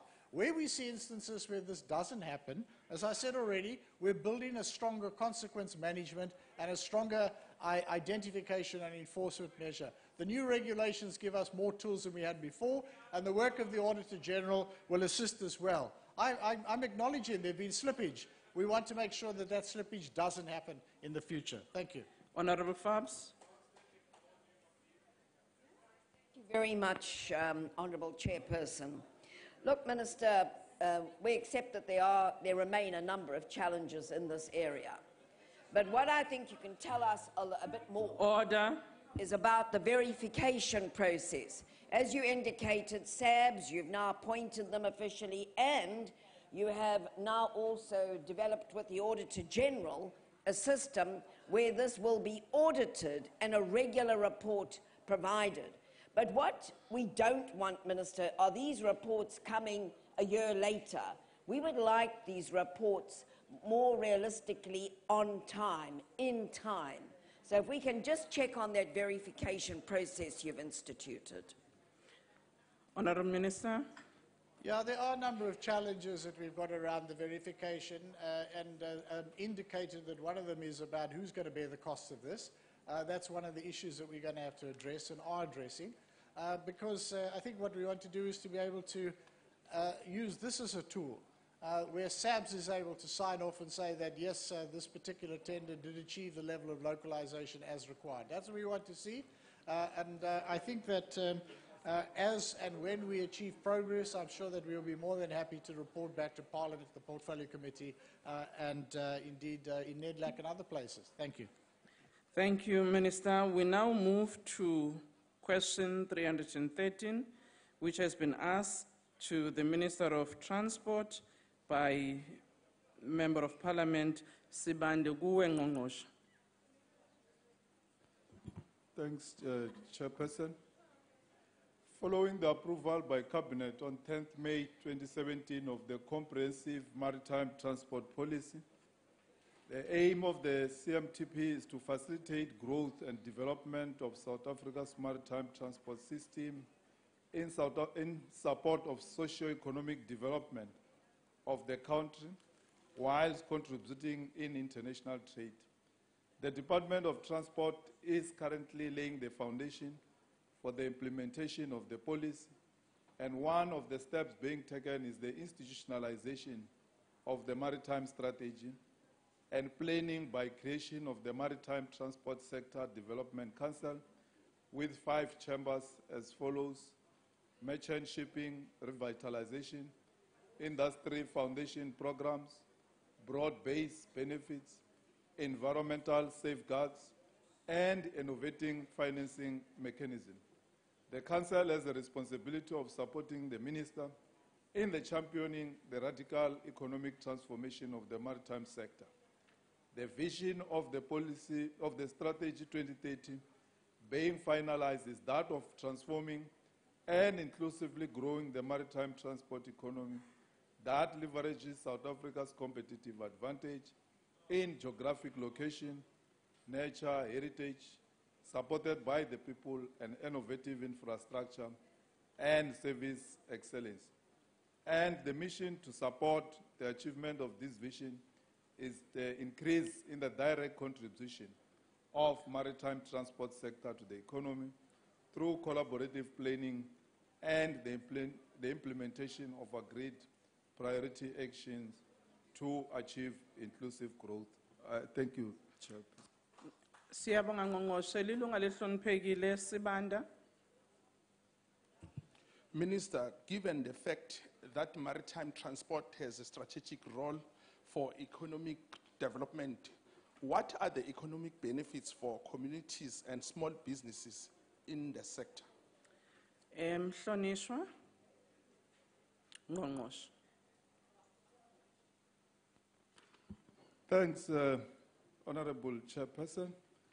What I can indicate is that the total oceans economic sector contributes approximately 4.4% of South Africa's GDP, with the largest contribution coming from the value chains. The oceans economy have the potential to contribute 177 billion rand to the GDP and create over 1 million jobs by 2033. The Transnet National Port Authority has initiated a transformation strategy on oceans economy to bring blacks in general and Africans in particular into the mainstream of the oceans economy. There are other programs like the aquaculture work stream, where a significant number of rural communities, especially the marginalized coastal communities, are assisted. And I think my colleague, Honorable... Order, Honorable Member. Who said rubbish? Order, Honorable Member. That's really unparliamentary. It just can't happen in this House. Order, Honorable Minister, can you proceed? Honorable Chairperson. Unfortunately, I didn't see honorable members who said it. Honorable Paulson, it's Honorable did Paulson. you say rubbish? Can you please stand up and withdraw?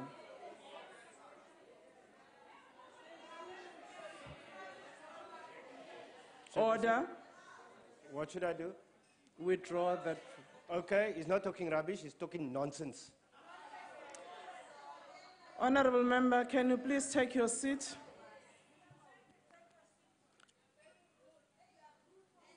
Order, honorable members. Really, let's try and be respectful to each other. Let's really try. Honorable Minister, can you proceed?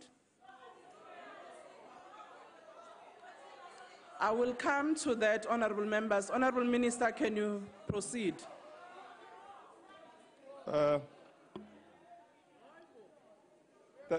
Thanks, Honorable Chairperson. What I can further indicate is that South Africa is a maritime country endowed with over 3,200 kilometers of coastline. So far, 24.6 billion has been invested and created, and more than 6,500 jobs have been created. And the biggest contribution comes from the infrastructure development. And all these benefit coastal communities. I thank you, Chair. Thank you, honorable members. Honorable Paulson, if you look on your rules, in terms of the language, rubbish is unparliamentary. Can you please withdraw? Order, honorable members. Chairperson, I thought I have withdrawn You the rubbish. didn't withdraw, you just Okay. changed the word. I will withdraw it and emphasize Thank the you. fact that that Order, minister honorable speaks member. no. Can we now move to Honorable Hansinger? I'm sure your question, you can now ask your question. Order, honorable member, can you, Honorable Hansinger? Honorable Minister. Honorable Hansinger, just a moment, sir. What is the point of order? According to Rule 84, Chairperson, there is what is called unacceptable or unparliamentary language or gestures. And it is only important that as members of the House, we respect each other. To show respect to the nation, I will suggest the member withdraws unconditionally and without really holding the whole House to ransom. Thank you, honorable member. I'll come back to Honorable Paulson because indeed I noticed the gestures that he used, which is out of order. And the member knows. Honorable Hansinger, when you finish and the minister's answers, I'll go back to you, Honorable Paulson. Thank you, Chair. Minister, it's all fair and well. Fact is that 96% of our exports are carried by foreign ships, largely because over the past 25 years you have managed to only register 3 ships under our South African flag. How long will the current situation prevail? And when, Minister, will we see our products on our ships handled by our own maritime crew? Honorable Minister. Thank you, Chairperson. As I've said before, that the Transnet National Port Authority is coming up with a transformation strategy. Amongst other issues, is to address the apartheid legacy, whereby the ocean's economy is controlled. Order, honorable members. Can you please proceed, Minister? Yes, whereby the ocean's economy, Honorable Chairperson, is controlled by our white counterpart and foreign operators who bring big vessels Order, honorable members. from all over the world. Honorable Ollis and Honorable De Freitas, you can interject, but you can't actually drown the speaker. Honorable Minister, can you respond? Thank you, Honorable Speaker. Also, this government is investing in a shipbuilding plant in Port of Durban worth more than 1 billion rand of project. The plant is creating or has created almost 500 direct jobs. Also, as part of vessel industrial complex in the port, this plant or this complex will be the single largest boat building facility in Southern Africa, producing more than 150 boats annually. We visited this project with the president. Order. You know, honorable members, when you ask a question, you require an answer. You can't dictate how an answer must be given. Order, honorable members. Minister, you can proceed and conclude. Yes, Chairperson. As I was saying that we are establishing a KZN boat building park as part of maritime vessel industrial complex in the port. It will be the single largest boat building facility in Southern Africa, producing more than 150 boats annually. These are some of the projects that will go a long way in enabling South Africans to own the vessels. Thank you, Minister. Honorable Paulson, can you please go to the mic and withdraw unconditionally, including the gestures you made, and don't give me a speech. Just withdraw, because you know, in terms of Rule 84, what you did was out of order. Can you withdraw? Okay, I withdraw. Thank you. Take your seat.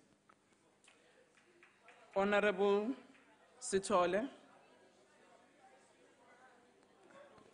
Siyabonga mhlonishwa isihlalo. Honorable Minister, what step are we being taken to ensure that our marine environment is not adversary and detrimentally affected by policy seeking to increase the maritime transport sectors? Are you working with your counterpart in environment on this issue? Thank you. Mhlonishwa Ngqongqoshe. Thanks, Honorable Chairperson. Operation Pagisa is the responsibility of all government departments.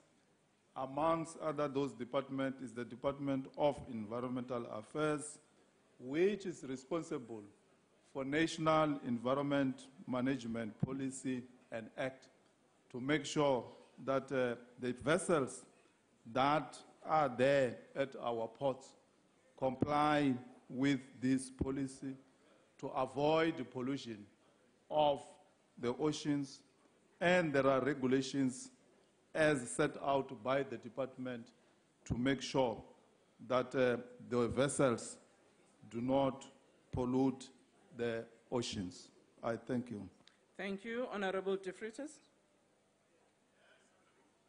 De Freitas. Oh, you're no more asking the question? Thank you very much. So there is no other supplementary. We now move to question 318, asked by Honorable Elsie Teko to the Minister of Trade and Industry. Honorable Minister. Thank you very much, Chairperson. Chairperson, there's a considerable overlap between the content of the answer to this question and the earlier one. So all I will really add at this point is to say that state-owned enterprises report to appropriate line departments and to the Ministry of and the Department of Public Enterprises in the case of Eskom and Transnet. We don't have direct line responsibility for those entities. However, as I said earlier, the designations are legally binding under the PFMA and Preferential Public Procurement Framework Act new regulations which have been introduced this year. And it is the responsibility not just of the DTI but also of other line departments to ensure that those regulations are implemented. Because we don't have line responsibility for all of them, it has been for that reason that we have been working with the Department of Performance Monitoring and Evaluation to try to understand some of the issues at stake, and as I indicated earlier, introduce stronger monitoring, stronger consequence management, because it is in our interest to ensure that the localization is enforced and implemented. Thank you very much. Thank you. Honorable Teko.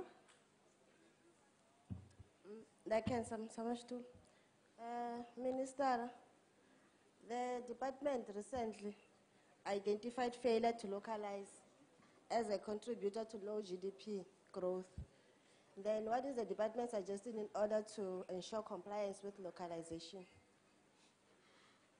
Honorable Minister, ingathi kade uphendula lo mbuzo kodwa phinda. Yes, Minister. No, thank you very much. I mean, the honourable member is indeed right. If we don't localize, we don't achieve industrial development, and this impacts on jobs and on economic growth. If decisions are taken for one reason or another to favour imports over local content, we export jobs. That's as simple as that. So the honourable member is correct. As I indicated earlier, we have in the Industrial Policy Action Plan, or actually the National Industrial Policy Framework that preceded that, identified a domain of about 13 or so interventions that government could deploy to support industrial development, but two stick out above all others. The one is the incentive programs that we provide to support industrial development, and the other one is localization. In a context where we cannot expect huge additional funding for the incentives, I think that we must make sure that the other major policy tool is more effectively applied. And it's for that reason that we've tightened the regulations, or Treasury's done it through the new regulations on the Triple PFMA, why we're working with Proudly South Africa, why we're working with the Auditor General, why we're happy to hear of any instances or allegations where this is not happening, to ensure that there's stronger implementation and stronger consequence management where we find that this doesn't happen. That's what we try to do. Thank you very much. Thank you. Honorable Esterhuizen. Thank you, Madam Chair. Minister, yes, this is basically the same question as the previous. Minister, could it be that there are enough measures in place, there's enough legislation, and it's not even the gap in legislation, but the effectiveness or the lack of oversight committee's ability to apply or enforce effective localization? Thank you. Honorable Minister.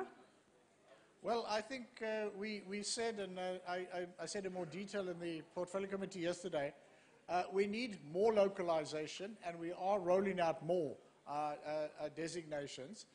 But at the same time, we need to ensure that the ones that are in place, and any new ones, that we get them better implemented and better monitored, and ensure that there's stronger consequence management. It's exactly what I've been saying repeatedly. Those are exactly the measures that we've been developing to try to ensure that. So it's no good just to proclaim more designations when we are not satisfied with the level of application of the existing ones. We need to make better, get better return for the ones that are already in force, as well as any new ones that come in. Thank you very much. Thank you. Honorable McPherson. Thank you, House Chair. Minister, a massive textile manufacturer in South Africa is set to shut its doors this year and retrench 700 workers because government departments and SOEs have sought to undermine them and buy fabrics for military and police uniforms from overseas suppliers, particularly China, with an SABC stamp on it. There have been no repercussions for this, except for the company workers.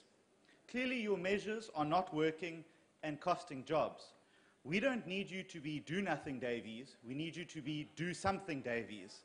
What are you actually going to do to arrest this situation? Honorable Minister McPherson, there is no do Davies, it's Minister Davies.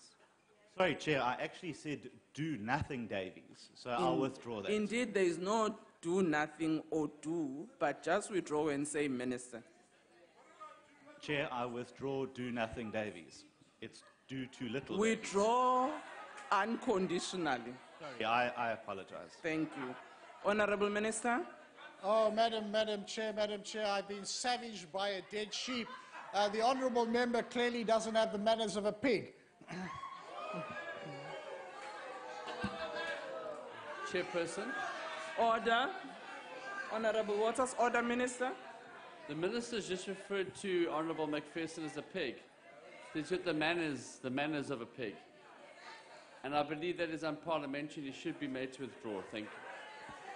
Honourable Minister, did you say that? I said the Honourable McPherson does not have the manners of a pig. I'm happy to withdraw and assert that he has the manners of a pig. But I'll withdraw all of that. I'll withdraw all of that and simply say to the Honourable McPherson that we have been working quite a lot with the trade union, SACTU, who have been drawing our attention to instances and cases where there is non-compliance, particularly with the clothing and textile procurements. Wherever we find that to be the case, we use whatever tools are available to us. If you have further information, please provide it to us, because we will follow it up and use whatever it is that is available to us to ensure that there is not what you say, that there are imported products being used, when in the case of clothing and textiles there's a very clear designation that says all workwear should be procured from local manufactured sources. So if there is a case, we're happy to deal with it. Thank you. Thank you, Honourable Minister. We now move to question 335, asked by Honourable Chance to Minister of Small Business.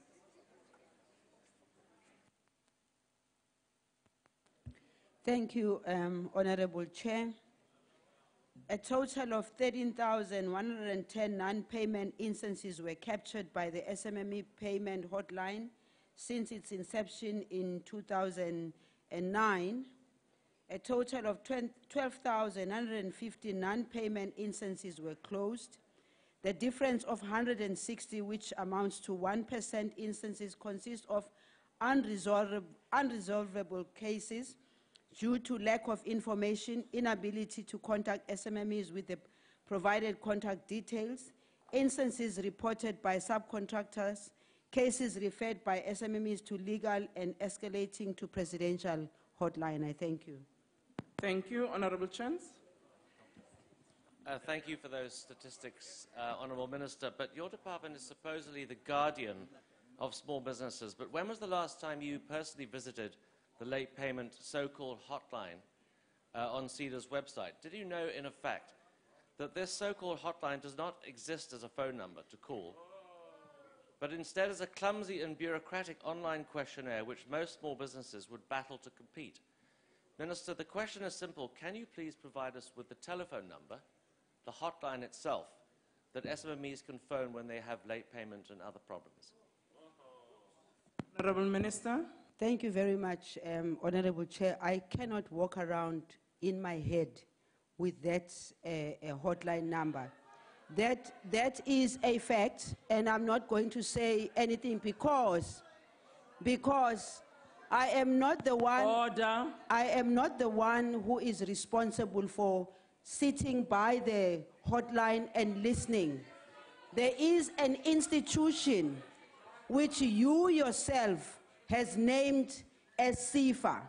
And I know, as a matter of fact, that I've got people who are sitting behind the telephone lines, listening to people and processing their instances. Now, if you want to come here and behave like as if you were to be a minister, which you will never will be, you would have been walking around with that number in your head, then you are very false. Secondly, Chairperson, I also want to say, yes, we are custodian as a Department of Small Business Development to all the needs of small and medium enterprises. We are custodians. In that responsibility of being custodians, we've got institutions which we give budget to, who have people behind the desk who are supposed to do their work. If you were saying to me, those people who are sitting behind the desk are not doing their responsibility, then I will be able to deal with that. So, Mr. Chance, Order, Honourable Minister. Yes. You can refer to someone as land, or can you? Akangizwa nokungizwa ukuthi ngithini. That's the problem. Order. Akezwa nokuthi ngithini. Order, Honourable Minister. Mina ngikuzwile njengosihlalo. Just withdraw that word. Okay, that ke you've used. njengosihlalo ngiyawithdraw kodwa kangizwa ukuthi ngiyobheka Cha, namanje asiqhubeke. namanje ungiqhuntshulela amehlo because akangizwa ukuthi Order, ngithini. Honorable Minister. Why yena angafaki lento le endlebeni Honorable ezwe ukuthi Minister, kuthiwani? don't argue with the chair. You have withdrawn. If you have answered your question, you can sit down. I have answered my question, Chair. Thank you. Thank you. Honorable Kapa.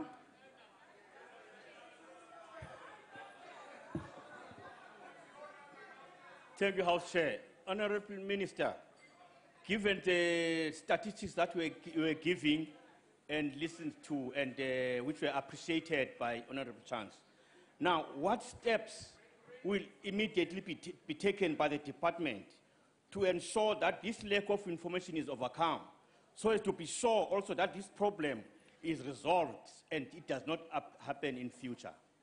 I thank you. Honorable Minister. Thank you very much, Honorable Kapa ngiyabonga kakhulu for umbuzo wakho. I would like to say, Chairperson, that in our own system, we've got monitoring and evaluation.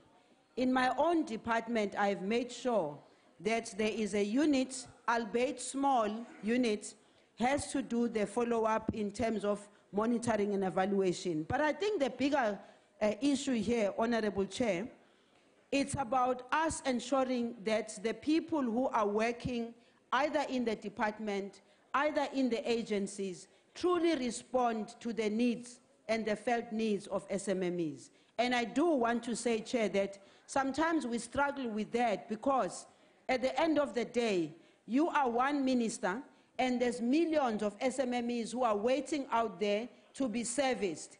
And therefore, what is important is, in the monitoring and evaluation, what steps do we take to make sure that the people who are getting the calls really respond adequately and put through the requests which are being asked by SMMEs to the relevant structures? Order, Honorable Minister.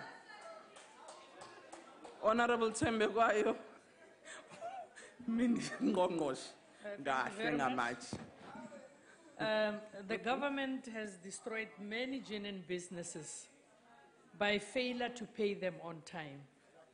Yet we have companies like Oak Bay and Trillion, which get paid when no work is required. Is it common that companies involved in state capture are paid faster than genuine businesses, Minister? Honorable Minister. Thank you, Honorable Chair, and thank you very much for the question. The bottom line is that we understand fully when SMMEs are not paid on time, the impact thereof. It is for that reason that together working with the Department of Monitoring and Evaluation through Minister Jeff Khadebe, we have set systems at that high level of monitoring the payments to small and medium enterprises. If I may add, we are an example as a Department of Small Business Development. We pay within the 30 days. And of course, we have continued to make the calls to all our colleagues, to all government structures, to pay SMMEs on time. Not only are we doing that, we have also made sure that for accountability purposes, DGs as accounting officers, the issue of non-payment to small and medium enterprises is included in their performance agreement because we are trying to find the best ways of resolving this issue. Lastly, Honorable Chair, we do believe that if we continue to have what the Minister of Monitoring and Evaluation has as in naming and shaming departments which are not paying, it will go to a large extent of assisting us. But overall, the issue of payment of small and medium enterprises on time, it's both within government and outside of government. We also call on the SMMEs themselves to make sure that they submit all the necessary documents, because sometimes they complain that they were not paid on time, only to find that in the process, there are too many things that they haven't done. That's why earlier on, I spoke about the importance of compliance, because compliance also assists us to make sure that the payments are done as quickly as possible. Thank you, Honorable Thank you, Honorable Chairperson. Minister. Sorry to interrupt. but Order, what is the point of order? Perhaps we could help the minister. We looked up the number. It's 0800 9-point plan. Order, honorable member, Ollis, that this question now, it's not about that from the person who asked the question. Honorable Kruger. Thank you, Minister, for telling the House that you are the custodian for small businesses.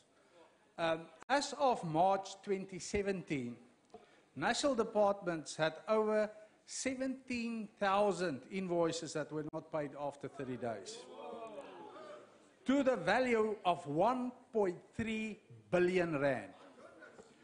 On provincial level, Minister, more than 15,000 invoices were paid after 30 days, totaling a whopping 1.1 billion. Minister, small businesses can't survive with bullying tactics by government. So please, can you tell us, and not referring us to Minister Khadebe, please tell us what will small business, your department, do and what steps can we expect in the future? Thank you, Minister. Honorable Minister. Thank you, Chairperson. I think I have largely covered that question. Angazi ukuthi sekufuneka ngithini ukuze ngizwakala ukuthi ngithini.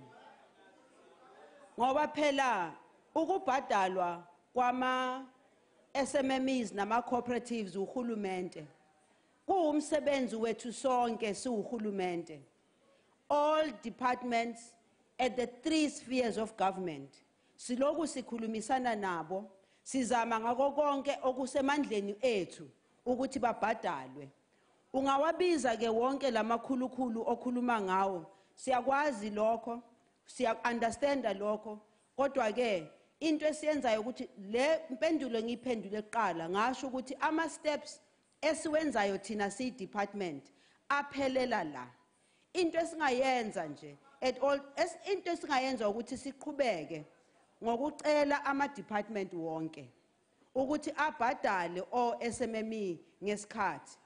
Okushodayo ke sekungaba ukuthi mababoshweke abangabhadali. Nokuze baboshwe abangabhadali kufuneka kube khona iprocess esiyenzayo. Ngicela ukuthi sizwane Honorable Kruger ukuthi thina si department ngempela since siqalile ukusebenza 3 years ago. You can see the difference. Firstly, in the unganikini ikhanda ngoba wena uvele it's either Bheka mina ngqongqoshe uphendule yebo yebo. Cha phela ngikwazi ukuphendula ubheka wena umuntu ebuza umbuzo ngapha. Hayi bheka mina ngoba uyaphazamisa. Ngithi ngiphendula yena manje lokunikini ikhanda. Order, Honorable Minister. Problem proceed with your answer. Minister, Chairperson, okubhlungu ilento ukuthi umuntu akubuza umbuzo. Uma uthi uyamphendula aloka nikini ikhanda. Manje uyazibuza ukuthi uyayifuna lempendulo noma uzele enye into. Isikhathi sesiphelile. Sizophendulana kwikomiti futhi mina naye. To be continued ke ukusho ukuthi seniyoqedelelana ukuphendulana ekomitini. Awunkosi yami uthoko okufunekeze. We now move to question 339 asked by Honorable Mlauzi to the Minister of Transport. Honorable Minister. Thank you, Chairperson. The Department of Transport is currently subsidizing the taxi industry through the Taxi Recapitalization Program, which is a form of capital subsidy. Operational subsidy will be accessible once the taxi industry is integrated into the public transport networks in terms of network plans. I thank you, Chair. Siyabonga ngqongqoshe. Ilungu elihloniphekile umlawuzi. Uphi umlawuzi? Hayi akekho umlawuzi. Okay, Honorable Sithole. Basafuna umlawuzi. Siyabonga mhlonishwa Sihlalo. Ngicabanga ukuthi ungqongqoshe umbuzo akawuphendulanga ngendlela. Umbuzo oqondelela ukuthi uma usubsidize ama taxi awusubsidize abantu ama-owner, usubsidize abagibeli njengoba kwenzeka ema-taxi emabhasini, kwenzeka ku-metro rails. Umbuzo uthi ayo-subsidize nini abagibeli bama-taxi ngoba ekugcineni abantu abancedwa ku-recapitalization abantu abangabanikazi bama-taxi, hayi abantu abangabagibeli bama-taxi. Ngqongqoshe. Thanks, Chairperson. The long-term objective of this government is to subsidize all public transport. For now, government is subsidizing the bus sector as well as the commuter rail. However, in regard to taxis, the only program that we have for operators, of course, is the taxi recapitalization program. Taxi industry, Honorable Chairperson, we acknowledge, is the biggest sector in the public transport because it transports 68% of the commuters in South Africa.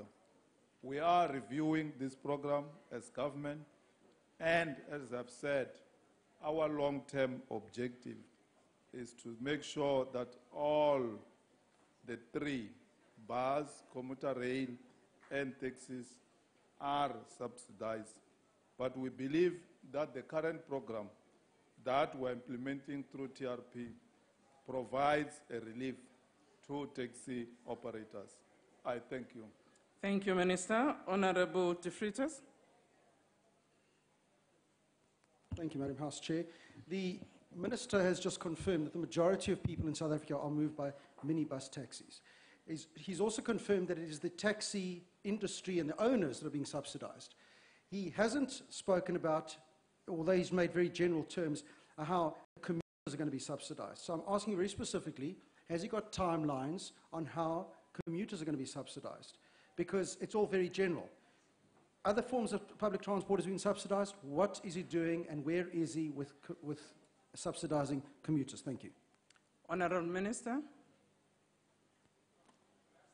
In regard to the bus industry, government is reviewing the subsidy scheme, and as of April 2018, government is going to implement the new scheme where we are looking at subsidizing commuters vis-a-vis operators. Order. So government has a plan, we have a policy, and we are going to implement it as of next year. And as I've said in regard to taxi, of course, we don't have a full comprehensive subsidy scheme for the taxi industry. We are looking at that as government. However, for now, TRP is an intervention program to relieve the taxi operators of the burden of the expense that they pay on, more especially on the new taxis. So we have started the program with the taxi operators, with the manufacturers, with the taxi association and councils to relook at this program, and we believe that government will come with a comprehensive program also for the taxi industry. Thanks, Chair. Thank you very much. I think the Minister did answer on the commuters. He might not have said the timelines, but he did. So let's now ask Honorable Tembekwayo. So we pendulela nomlawutsi ke kulelo minute ona. Thank you. Honorable Minister, millions of South Africans depend on minibus taxis as their mode of transport, and they form an important part of the economy. Government is failing to intervene in a more sustainable manner to prevent the deterioration of taxis, allowing them to get old and become dangerous, while also allowing Uber to come into their space without being regulated, showing the ANC's love for white monopoly capital. If government does not intervene in a sustainable manner, more people will die from accidents. How many people must die for government to put in a long-term plan to support the taxi industry. Thank you. Honorable Minister. This government, Honorable Chairperson, has got the policy and legislative regime to regulate public transport. The National Land Transport Act provides for the regulation of meter taxis, buses, tourist transport, and all sorts of transport. There is nowhere where we allow any form of transport to operate illegally. Uber knows that very well, that there is no space in South Africa to operate illegally. I met all the e-hailing operators, Uber, Taxify, Zebra, and so on, and made it very clear to them that for them to operate, they have to meet the requirements as set out in the NLTA. In regards to this program of TRP, we will continue with this program, Chairperson, until all taxis are fully integrated in the mainstream public transport. It is the objective of this program to intervene to make sure that we have safe, reliable, and affordable taxi business in South Africa. So when you bring your old taxi, we give you an allowance which goes a long way in depositing for the new vehicle. I thank you, Chairperson. Siyabonga mhlonishwa ngqongqoshe. Nyalo ke lo wokugcina lilunga lehloniphekile uSibanda Mvanamaki. Ngos. Minister, I think the reason why this question was brought in this August House, I think, is that some people, they believe that there are those people who benefited with the traditional subsidies of transport, in transport. For an example, like companies like Golden Arrows and Patco, etc. Now, may the Honorable Minister take us on board whether is the department going to subsidize the public transport cut across as a mode of transport? Hey, uyasebenza namhlanje ngqongqoshe bayakubuta itekisi libhasi kuko konke. Over to you. And I can some from Swantiri. I subsidize transporting one and one lay like Chaguan. A bazi, a stimela, a flamachini, la muna candiago, equala, logo amoyeni, I'll subsidize. So, na quality taxin, say angena and avam fumo ANC, ela subsidize na tax. Mara program later kuna yona le ya TRP inga busy na vanhu va taxi associations. Yi ta pfuna swinene ku va yi va pfuna hi finance, hi endla bulk buying so that va kuma discount ya ti spares na insurance na swin'wana ku relieve. Taxi industry i business leyi yi owniwaka hi vanhu va ntima laha Afrika-Dzonga. So mfumo lowa ANC wu tiyimiserile ku tirhisana na vanhu va ti-taxi ku va hi nghenelela ku ri hi va subsidizer amaheteleleni. Ni khensini mfambisi wa ntirho. Minister. We now move to question 317, which is a question asked by Honorable P.T. Mantashe to Minister of Trade and Industry. Honorable Davis. Thank you, Chair. The Special Economic Zone operator permits are issued in terms of the Special Economic Zone Act number 16 of 2014. The permits are issued on the recommendation of the SEZ Advisory Board, approved by the Minister. Section 32(1) of the Act states that only a holder of an SEZ operator permit can develop, operate and manage an SEZ. The operator permit authorizes the development of the Special Economic Zone, including the infrastructure development and the investment attraction. In the case of the energy and metallurgical zone of the Mosina Mercado SEZ, the operator permit has been approved and issued to the Shenzhen Hoimore Resources Holding Company Limited as the operator. It is envisaged that the operator will bring along a number of investment projects to anchor the development of this particular SEZ. These investment projects consist of at least 8 catalytic projects with a total investment value over time of about $3.8 billion and are projected to create up to 21,000 direct jobs.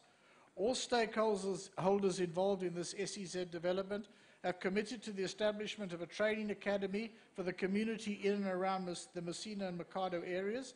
There's also a plan to establish an incubator to support the development of SEZs. The appointed operator is also committed to the skills development initiatives to address skills gaps and promote supply development programs for entrepreneurs. Thank you. Thank you. Honorable Mantashe. Thank you, Chairperson. Minister, as the Mosina Mercado SEZ will expand the manufacturing sector and mineral beneficiation, and this will require technical skills, are there skills development plans in place by both investors and the DTI to develop the required skill, especially from young people around Mercado and Mosina? I thank you. Honorable Minister. I did indicate right at the end of my answer that, in fact, skills development is a very critical part of this. This is the Messina Mercado SEZ as a whole consists of 2 parts. There's the logistics part and also this metallurgical zone. The logistics one will hopefully come into more fruition as we see stabilization and some improvement in the economic performance of our neighbors in Zimbabwe. I was up there earlier this year. There are a few issues around the transfer of the land that have to be gone through. But otherwise, the honourable member is absolutely right that the metallurgical projects that are envisaged here are projects that are going to require skills development, and that's why skills development has been one of the commitments that has been sought along with enterprise development, along with SMME development by the operator and investors in this zone. Thank you very much. Thank you. Honorable Ketabahle. Thank you, Chair. Minister, a guarantee was made by the chairman of Season Resource Holdings, the company which was given an operating license to operate in the Mosina Mercado Special Economic Zone, that 21,000 jobs will be created. Can you commit that no labor brokers will be used in this project? Honorable Minister. Well, all programs, all projects, all incentives that we provide as a Department of Trade and Industry, all of them are only available to companies that comply with South African labour law. So the law that regulates labour brokers will be applicable to this operation as well as any other operator of any other economic activity in South Africa. Thank you. Honorable Esterhuizen. Thank you, Chair. Minister, the petrochemical complex is still in a planning phase. The metallurgical complex alone is expected to create more than 20,000 jobs. This, Minister, would mean approximately 80,000 or more people to the immediate area or the community. My question is, are you engaging with your ministerial counterparts and ensuring that there will be sufficient housing, education, health facilities, and all the infrastructure for such a huge project in place? Honorable Minister. Well, of course, the special economic zones are run by entities appointed by provinces and local authorities. And part of the process of establishing the viability of the SEZ is precisely to look into all of those questions. So those have been part of the planning process. The recommendation came from the SEZ board, we continue to work to ensure that that happens. As I said, when I was up there earlier this year, the issue of the land was an outstanding matter, but I'm hopeful and confident that all of this will happen to the benefit of the people of that part of the world. Thank you very much. Thank you. Honorable Kachalia. Thank you. The Right Honourable Minister has pointed out that the Chinese have come to the party in Messina to the tune of some 50 billion rand. In view of this, can the Minister share any plans for the beneficiation of minerals and how progress and efficiency of this will be monitored and evaluated, especially around issues concerning governance and past failures in beneficiation? Thank you. Honourable Minister. Well, there's also successes of beneficiation that we could speak to as well. I mentioned one earlier on, which is the work that's been done on the platinum fuel cells, which is the frontier industry in that particular area. Look, I think the importance of Chinese investors is that it was about 5 years ago that China stopped being a net recipient of foreign direct investment and became a net provider of foreign direct investment. We've seen in a number of cases where Chinese investors have come into our economy, they have grown jobs quite considerably. I can mention one here in the Western Cape, the Hisense television manufacturers. This particular investment has been gone through very closely with the investors in all of the various aspects, and I think that we are committed to trying to ensure that we get value for money out of it and facilitating and supporting the province and the local authorities to make this SEZ a success. Thanks. Thank you very much. Can we now move to question 310, which has been asked by Honorable Sheikh Imam to the Minister of Rural Development and Land Reform. Honorable Minister. Thank you, Honorable Chair. Honorable Chair, the Agri-Parks program, which we have launched in all 44 district municipalities, it is a case in point in terms of this question. Because each of these districts will host a single agri-hub where agro-processing will take place. Already, if you went to Springbok Pan in Northwest Province, you already will see there that we have renovated the milling facility there, the maize milling facility there. So it's already happening. We're busy now constructing warehouses, etc. Farmers are producing, including sunflower. So that's what we have started doing. I can talk about others as well, but the establishment, well, Witzenberg in the Western Cape here just here, Witzenberg. The honourable member wouldn't know Witzenberg. The establishment of the agro-processing facilities at agri-hubs will serve as catalysts for industrial development in the villages and rural towns. The agri-hubs are generally located in villages and rural towns that are growing in terms of GDP and population. Where such social and economic infrastructure does not exist, it would be provided. We'll actually focus on roads, electricity, and so on. That's the idea around the agri-parks. The Department of Rural Development and Land Reform, working with other stakeholders, is currently investigating the development of new or existing incentives to support investment into the agri-parks. Honorable Chair, 70% of agri-parks will be owned by producers.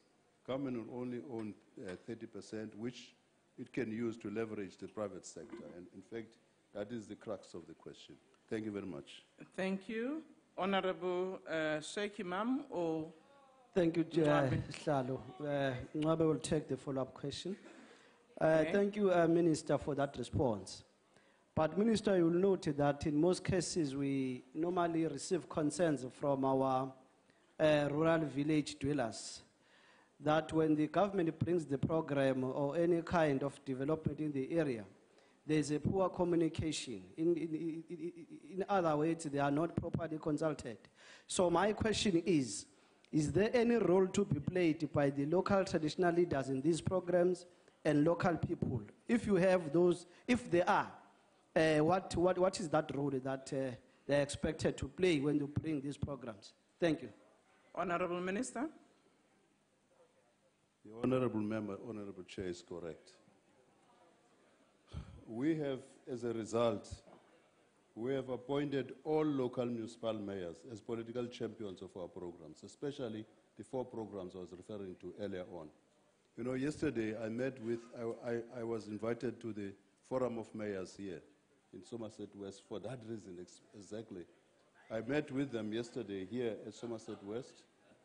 They were saying exactly that. And the idea of having local mayors being political champions is to ensure that when we bring programs or projects in a municipality, now that we meet with the mayors, so that the mayors, because they are political champions, will themselves say to the minister exactly that.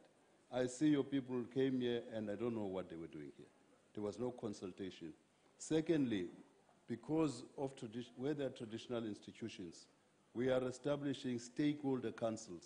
Remember, the stakeholder councils already exist, but now the purpose has been expanded to ensure that traditional leaders actually participate there.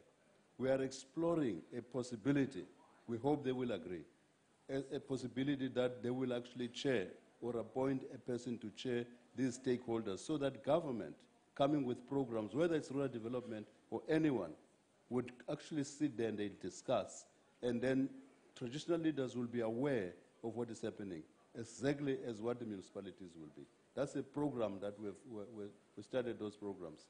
When I was talking earlier on, I'm excited now. There were traditional leaders when I was talking about the 1 household, 1 hectare. This is exactly what they were saying. And they were saying, if you could introduce this stakeholder council, that is going to be a vehicle through which all of us would be kept informed, etc. Thank you, Honorable Thank Chair. you, Honorable Minister. Honorable Sonti.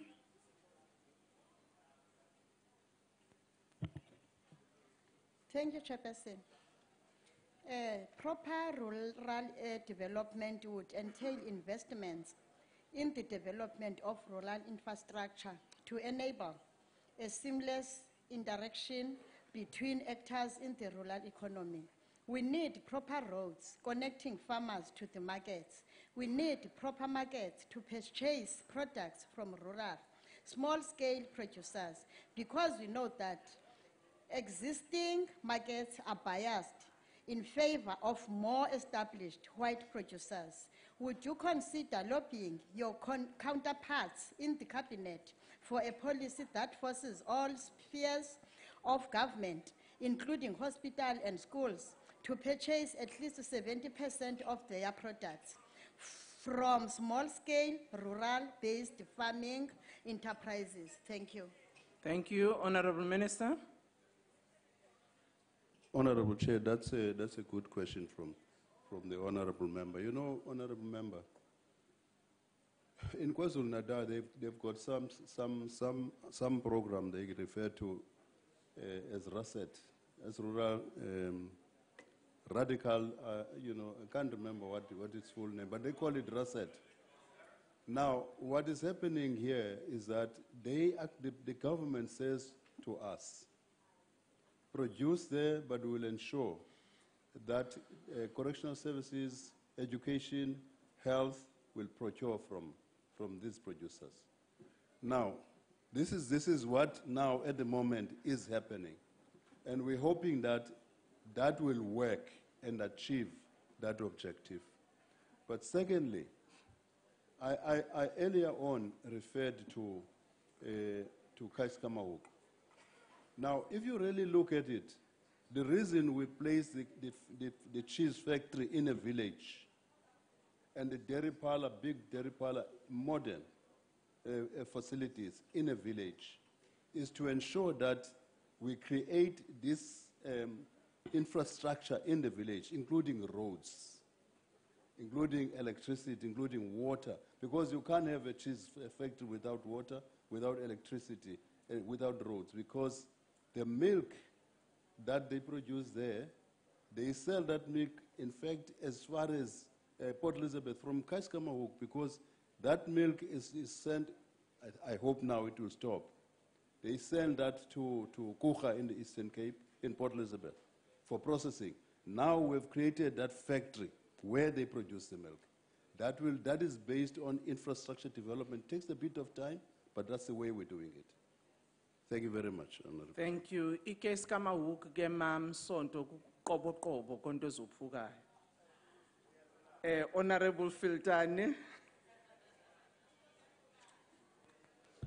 Thank you, Honorable Deputy Speaker. Honorable House Chair. Yes, proceed. Thank you, Honorable House Chair. Honorable Minister, the key operative word of the question was relocate. Now, you have gone to town talking about new establishments. The idea behind the question was to find out if you have got plans to pull certain sectors from where they are currently located, urban areas as an example, to rural areas in order to stem the tide of urbanization. Now, which sectors are you targeting for relocation from urban areas to rural areas? Not new ones. Okay, thanks, that's the question. Honorable Minister. That's a very dangerous thing to do. Hey, ingozi leyo uthetha emhlonipheni. Uyazi sine khona ngoku uyazi sine Western Transvaal, not Western Transvaal. No, not Western Transvaal. Apha ngaseFerrienegeng. West Rand. That West Rand. Thank you. West Rand. West Rand, kukho Agri Park phaya. Order. A beautiful story, Agri Park. It's operational. But what do you find? What do you find? You find the mining towns here, the mining towns around. Instead of doing what we want them to do, procure from the Agri Park, they want to procure direct from farmers. They want to turn the Agri Park into a white elephant, so to speak. That's exactly what is happening. Look, ukuba asinawuyenza ngokwethu izalwe sithi phaya elalini ngoba le ndithetha ngayo eKasikamahuku naseNcoga yenzeka phaya elalini amafama amadlelo agri adibaniselana nabanini mhlaba thina sithenga inkomo sibakhele idairy phala badibane bona basenga inkomo bathengisa ubisi.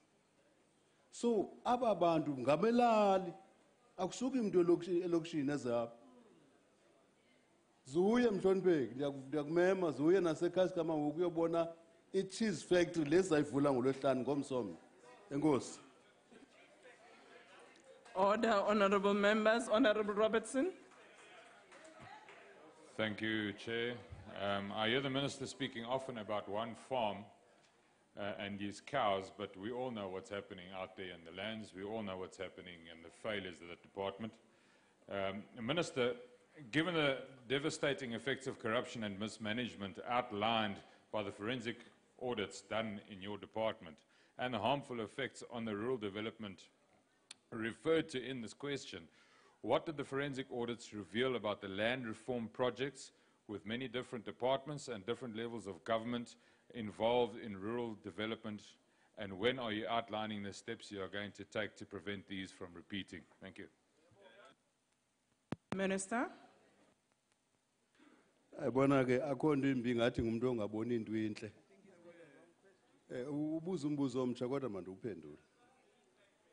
Iyabona sihlala phaya kwa land reform, not rural development. Kwa land reform kulapho corruption ikhona. Hayi kwa rural development. Ayikafiki. Now ubuya qaphela uyazi sihlala.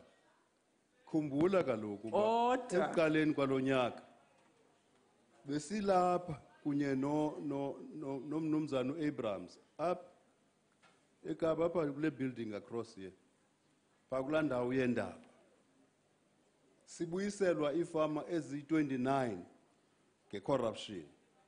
I-26 yazo isuka KwaZulu Natal, one Eastern Cape, one Free State, and enye one is a Northwest. Zibuyile ezo fama siyasebenza sine program kunye ne-SIU. Xa usiva le programmation nale izandukukhutshwa is because sine agreement thina senza i-scoping. Once sigqiba scoping, i-scoping sawurecommenda i-forensic, senza i-forensic. Once i-results iphume sizinike i-SIU, ibamba abantu. Siyabagxotha nabanye departmentini, itsho le nto. Siyayenza loo nto siyibalisi nje. Thina siyayilwa i-corruption phaa edepartmentini ye-land reform. Umhlekazi uyayazi, uthetha into ayaziyo. Inkosi. Enkosi ngqongqoshe ndiyeva amalunga ngapha ecaleni kwam kwesokunxele athacela ichizi ndingatsho ke uba bahlonipheki unimemile ungqongqoshe wathi iyani kwaqoboqobo kunto ozophukayo niyoyibona la factory nithenge khona ichizi. This has now, question time has expired. Yes. We will now come to the order, the first order which the Secretary will read. Yes, Honorable. May I rise on a point of order or explanation from yourself? Yes, sir. Printed on the order paper, I suppose with the instruction of the Honorable Speaker, because Rule 138.5 allows that, are questions that stood over from last week when the Minister of Public Enterprises was not here. The rules... Order. I must Order, Honorable Member. You can proceed. Order. Honorable Singh. Sorry, Chair, I wish you would address it. Some of us have other commitments before we get into the Okay. House. But maybe you can provide an explanation. Certainly. For that. Thank you. I'm sorry that you were not here when the announcement was made by the Speaker in the beginning of the process. That's why other members were like, "Ow, Utinu Singh Manj." Honorable Singh, I'll just read what the Speaker said. I've today received a letter from the Minister of Public Enterprises with regard to questions that are standing over on today's question paper. The Minister has been booked off due to ill health from 24 November until 24th December 2017 and will not be in the House to attend to the question. While the rules provide that the Minister may authorize a Deputy Minister or another Cabinet member to deal with the question, it was the wish of the Minister, due to the nature of two of the questions, to deal with them personally. This is according to a letter of 22 November. As this is no longer possible, and as today is the last question session in this annual session of the National Assembly, the replies will be tabled in writing in accordance with Rule 143, subsection 1. The additional 30 minutes set aside to respond to the question will therefore fall away. So that was the announcement, Honorable Member. Honorable Singh. Thank you very much, Honorable Chairperson, and I think you will understand where we were detained, dealing with members' support until 5 to 3 this afternoon. Thank you, which you chaired. Thank you very much, Honorable... House Chairperson, I think that what the Honorable Singh was attempting to do was to express some concern about members of the executive who are sick. Minister Lynn Brown is sick. Minister Swan is sick. And they both have parliamentary duties today. It's amazing. Must be the Gupta virus. Honorable Steenhuisen. Honorable Singh expressed himself. He didn't need anyone to express what he wanted to say. However, I appreciate, Deputy President, some of these little irritations are arising in the House because I think members are really waiting patiently to receive a Christmas present. That is why they are waiting for the Christmas present, and in your good office, in its broad extent, presidency, that's where we are expecting some presents. So that's why the members are, yeah. Now can we... Well, as part of my responsibility as a shop steward, I must represent the workers. You know very well as a trade unionist how it works. Order, honorable members. We will now have the Secretary to read the first order. Secretary. Consideration of report of Portfolio Committee on Justice and Correctional Services on request for National Assembly to institute removal proceedings against Public Protector in terms of Section 194 of Constitution. Chief Whip. Sihlalo sicela ukuthi lendlu yesishayamthetho iyamukele le report evela kule committee siyabonga. I now put the question. The motion is that the report be adopted. I note that there are members who wish to make declarations. Honorable Member.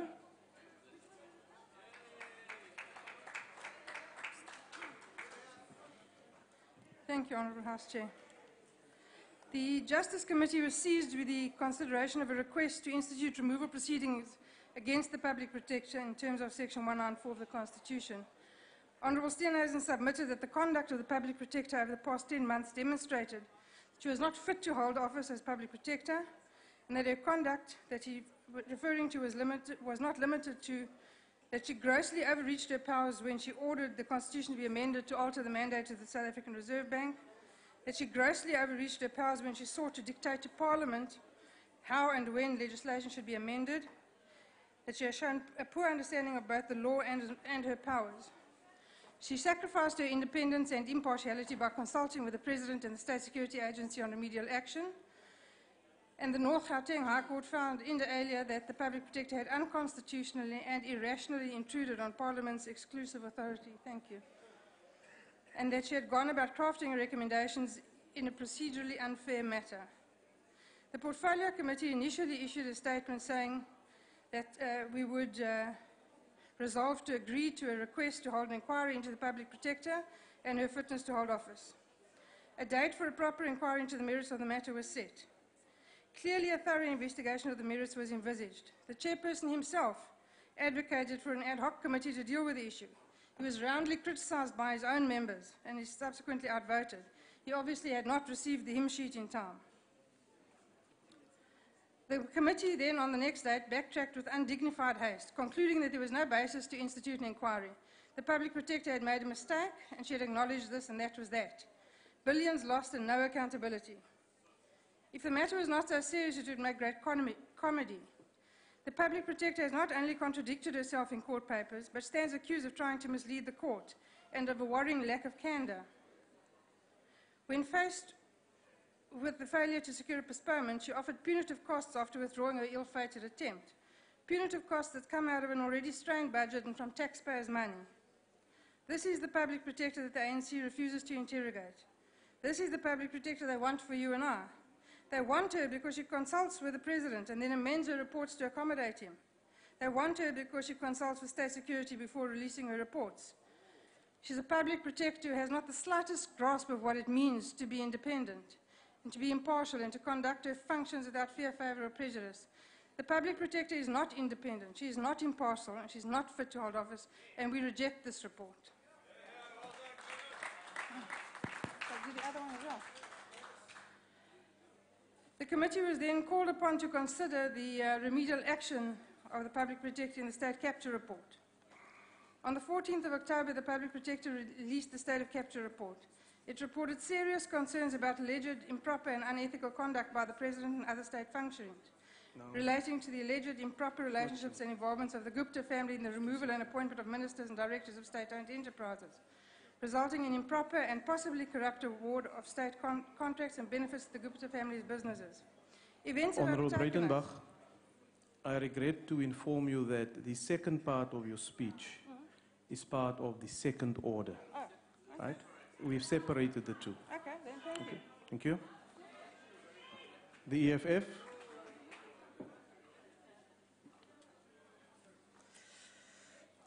Parliament is supposed to represent deeper aspirations of the people to ensure that those elected and appointed to positions of authority exercise this authority with utmost integrity, honesty, and commitment to serving our people, not narrow interest. The Public Protector, being an integral part of our democracy, is appointed by the people through their representatives in Parliament. She's supposed to be a model of our collective conscience and guard against abuse of public office by wayward individuals, such as Babaga Tutuzane, Mr. Bongo, Mr. Batabile Dlamini, and others. Ms. Busisiwe Mkhwebane represents none of these values. She has little integrity left. She has a very strange relationship with honesty. And she has proven herself in the little time she has been in that office to be anything but a public protector that protects Mr. Zuma par excellence. It ought to be the responsibility of this House, therefore, to correct the mistake we made by entrusting an office as important as the public protector to such a deeply compromised person. Her remedial action on the so-called CIEX report also demonstrated in her fixation with serving her masters. She is prepared to project to her incompetent side. She wanted to instruct Parliament to change a constitution, powers that even the courts do not have. By refusing to have the conduct of Mr. Mkhwebane investigated, the ANC in Parliament has shown once more that they do not care about morality, law and order in this country. They only care about protecting their corrupt interest. Busisiwe Mkhwebane must think about her legacy, about the fact that Mr. Zuma is going soon, and resign to save the little integrity she has. This committee is even done to its reputation by refusing to process the remedial action of the public protector on state capture. The remedial action demanded that Parliament must review the executive member ethics to ensure that there is no loopholes to be exploited by unscrupulous individuals such as our current president. The committee has decided to defer the matter to the Minister of Justice at the insistence of Mr. Zuma. However, the remedial action was directed to Parliament, not to Minister Masuta. Parliament is therefore ignoring the remedial action of the public protector, which is binding. This is unbelievable, circumventing of process that has become synonymous with Zuma. And this Parliament will reject the fact that the committee decided to abscond its duties to hold the executive to account. We reject the report on the refusal to institute action against Ms. Mkhwebane and on the refusal by the committee to deal with the remedial actions of the public protector. In fact, when we appointed Ms. Mkhwebane, the signs were there, but we decided to give a benefit of the doubt. This Parliament must take a serious decision that Ms. Mkhwebane must be removed from the office. Thank you very much. The IFP. Thank you very much, Honorable Chairperson. We had actually commented on both the reports, but I think I will just concentrate first on the matter regarding Advocate Mkhwebane, then the other one I'll come back later, or if the Chairperson permits, I'll do both and don't come back later. Honorable Chair, the request in terms of Section 194 of the Constitution, looking in the fitness to hold office by our public protector, Advocate Mkhwebane, is one that raises serious concerns surrounding the issue of a fitness to hold the office.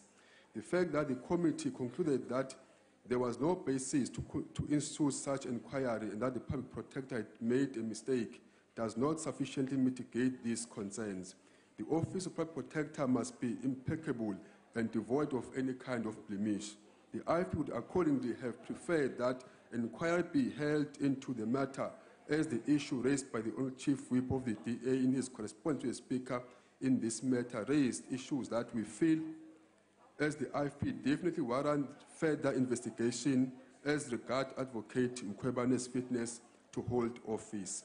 In respect of the remedial action in her predecessor's state of capture report into complaints about alleged improper and unethical conduct by the President and other state functionaries in relation to improper relations with the Gupta family and other alleged undue influence over the President in respect of cabinet appointments and issues relating to corruption over awarding of state contracts and remedial action, which called for a review of Ethics Code and the Executive Members Ethic Act.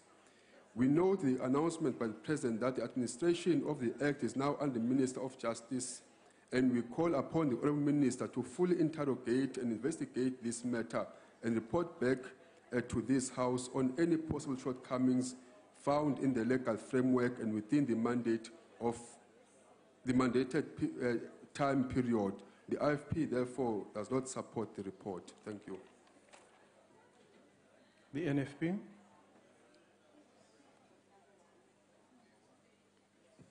Thank you, Honourable Chairperson. The NFP was part of the meetings which are reported on here today, and we are as such in agreement with the recommendations contained in both the reports tabled here today. On the removal of the public protector, we submitted to the committee that the courts have dealt with the matter and that the public protector and the legal team have surely got the lessons on their wrong interpretation of the law.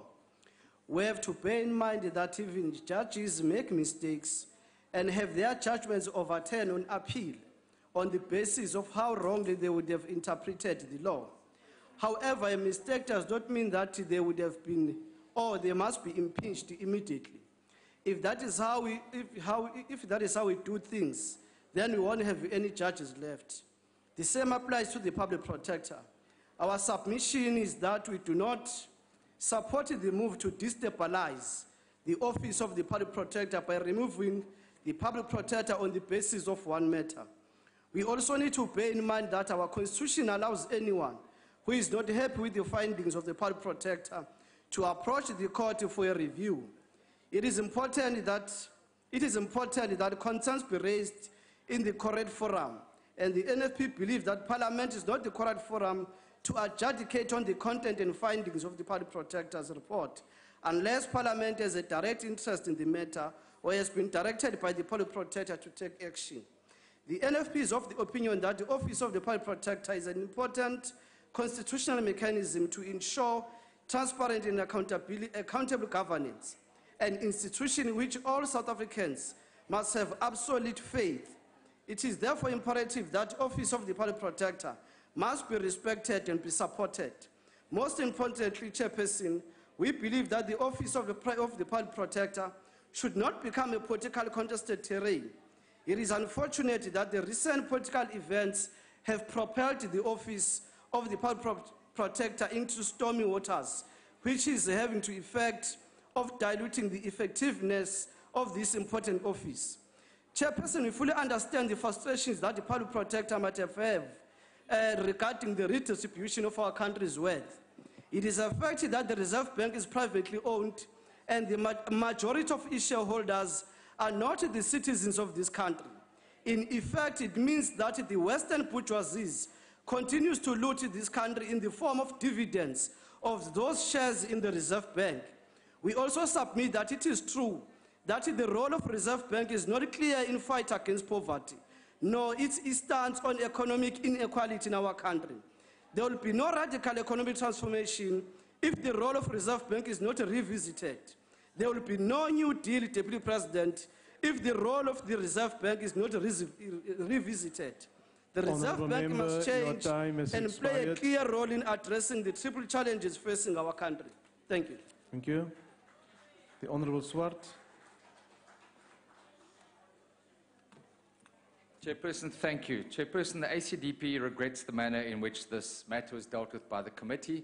We have a very clear recording and reflection. When we discussed this the first time, I suggested the matter should be referred to an ad hoc committee because the Justice Committee has got too much work. I also said the chairperson was named in the particular judgment and therefore was conflicted, and the chairperson agreed that it should go to an ad hoc committee, but however the ANC members insisted and agreed that the inquiry would be held by the Justice Committee.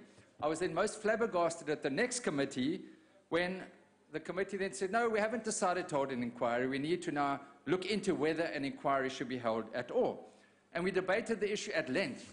But what was even more flabbergasting was a point was taken that we may not even look at the letter of complaint because that was casting aspersions on the public protector. Now that's absolutely, there's no basis to that. I almost said nonsense, but maybe I should say it's nonsense. Because how can you consider the merits of having an inquiry if you can't look at the base document? So that clearly there was no basis to that.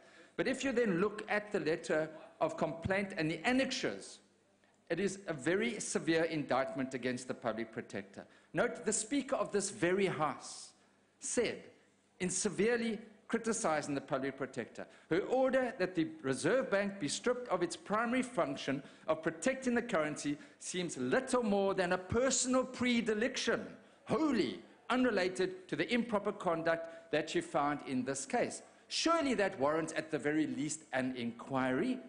The Governor of the Reserve Bank was more scathing in his criticism of the irrationality of the remedial action proposed, which had an immediate detrimental impact on the currency, bond and equity markets. Judge Murphy found the attempt to pass off the remedial action as a mere recommendation is disingenuous. What does the word disingenuous mean? It means untruthful. It means you are lying. He added that the public protector would do well to reflect on her conduct of this investigation and the criticism of her by the Governor of the Reserve Bank and the Speaker of this Parliament.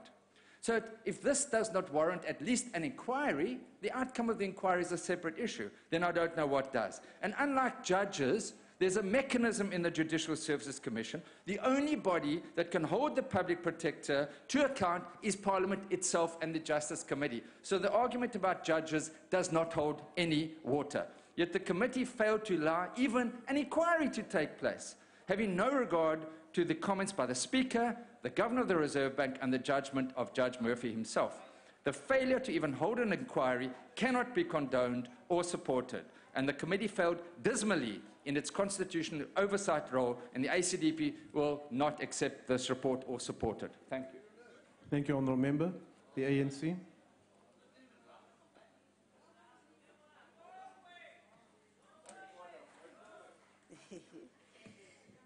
Thank you, House Chairperson, Honourable Deputy President, Honourable Swarelt. I'm going to differ with you because you're misrepresenting the chairperson of the Portfolio Committee. When you're actually saying that the chairperson has actually agreed to establishment of an ad hoc committee to look into the matter. I don't know why the confusion, because when we looked into the matter for the first time, what we actually looking at was, well, are we the right forum to consider the matter?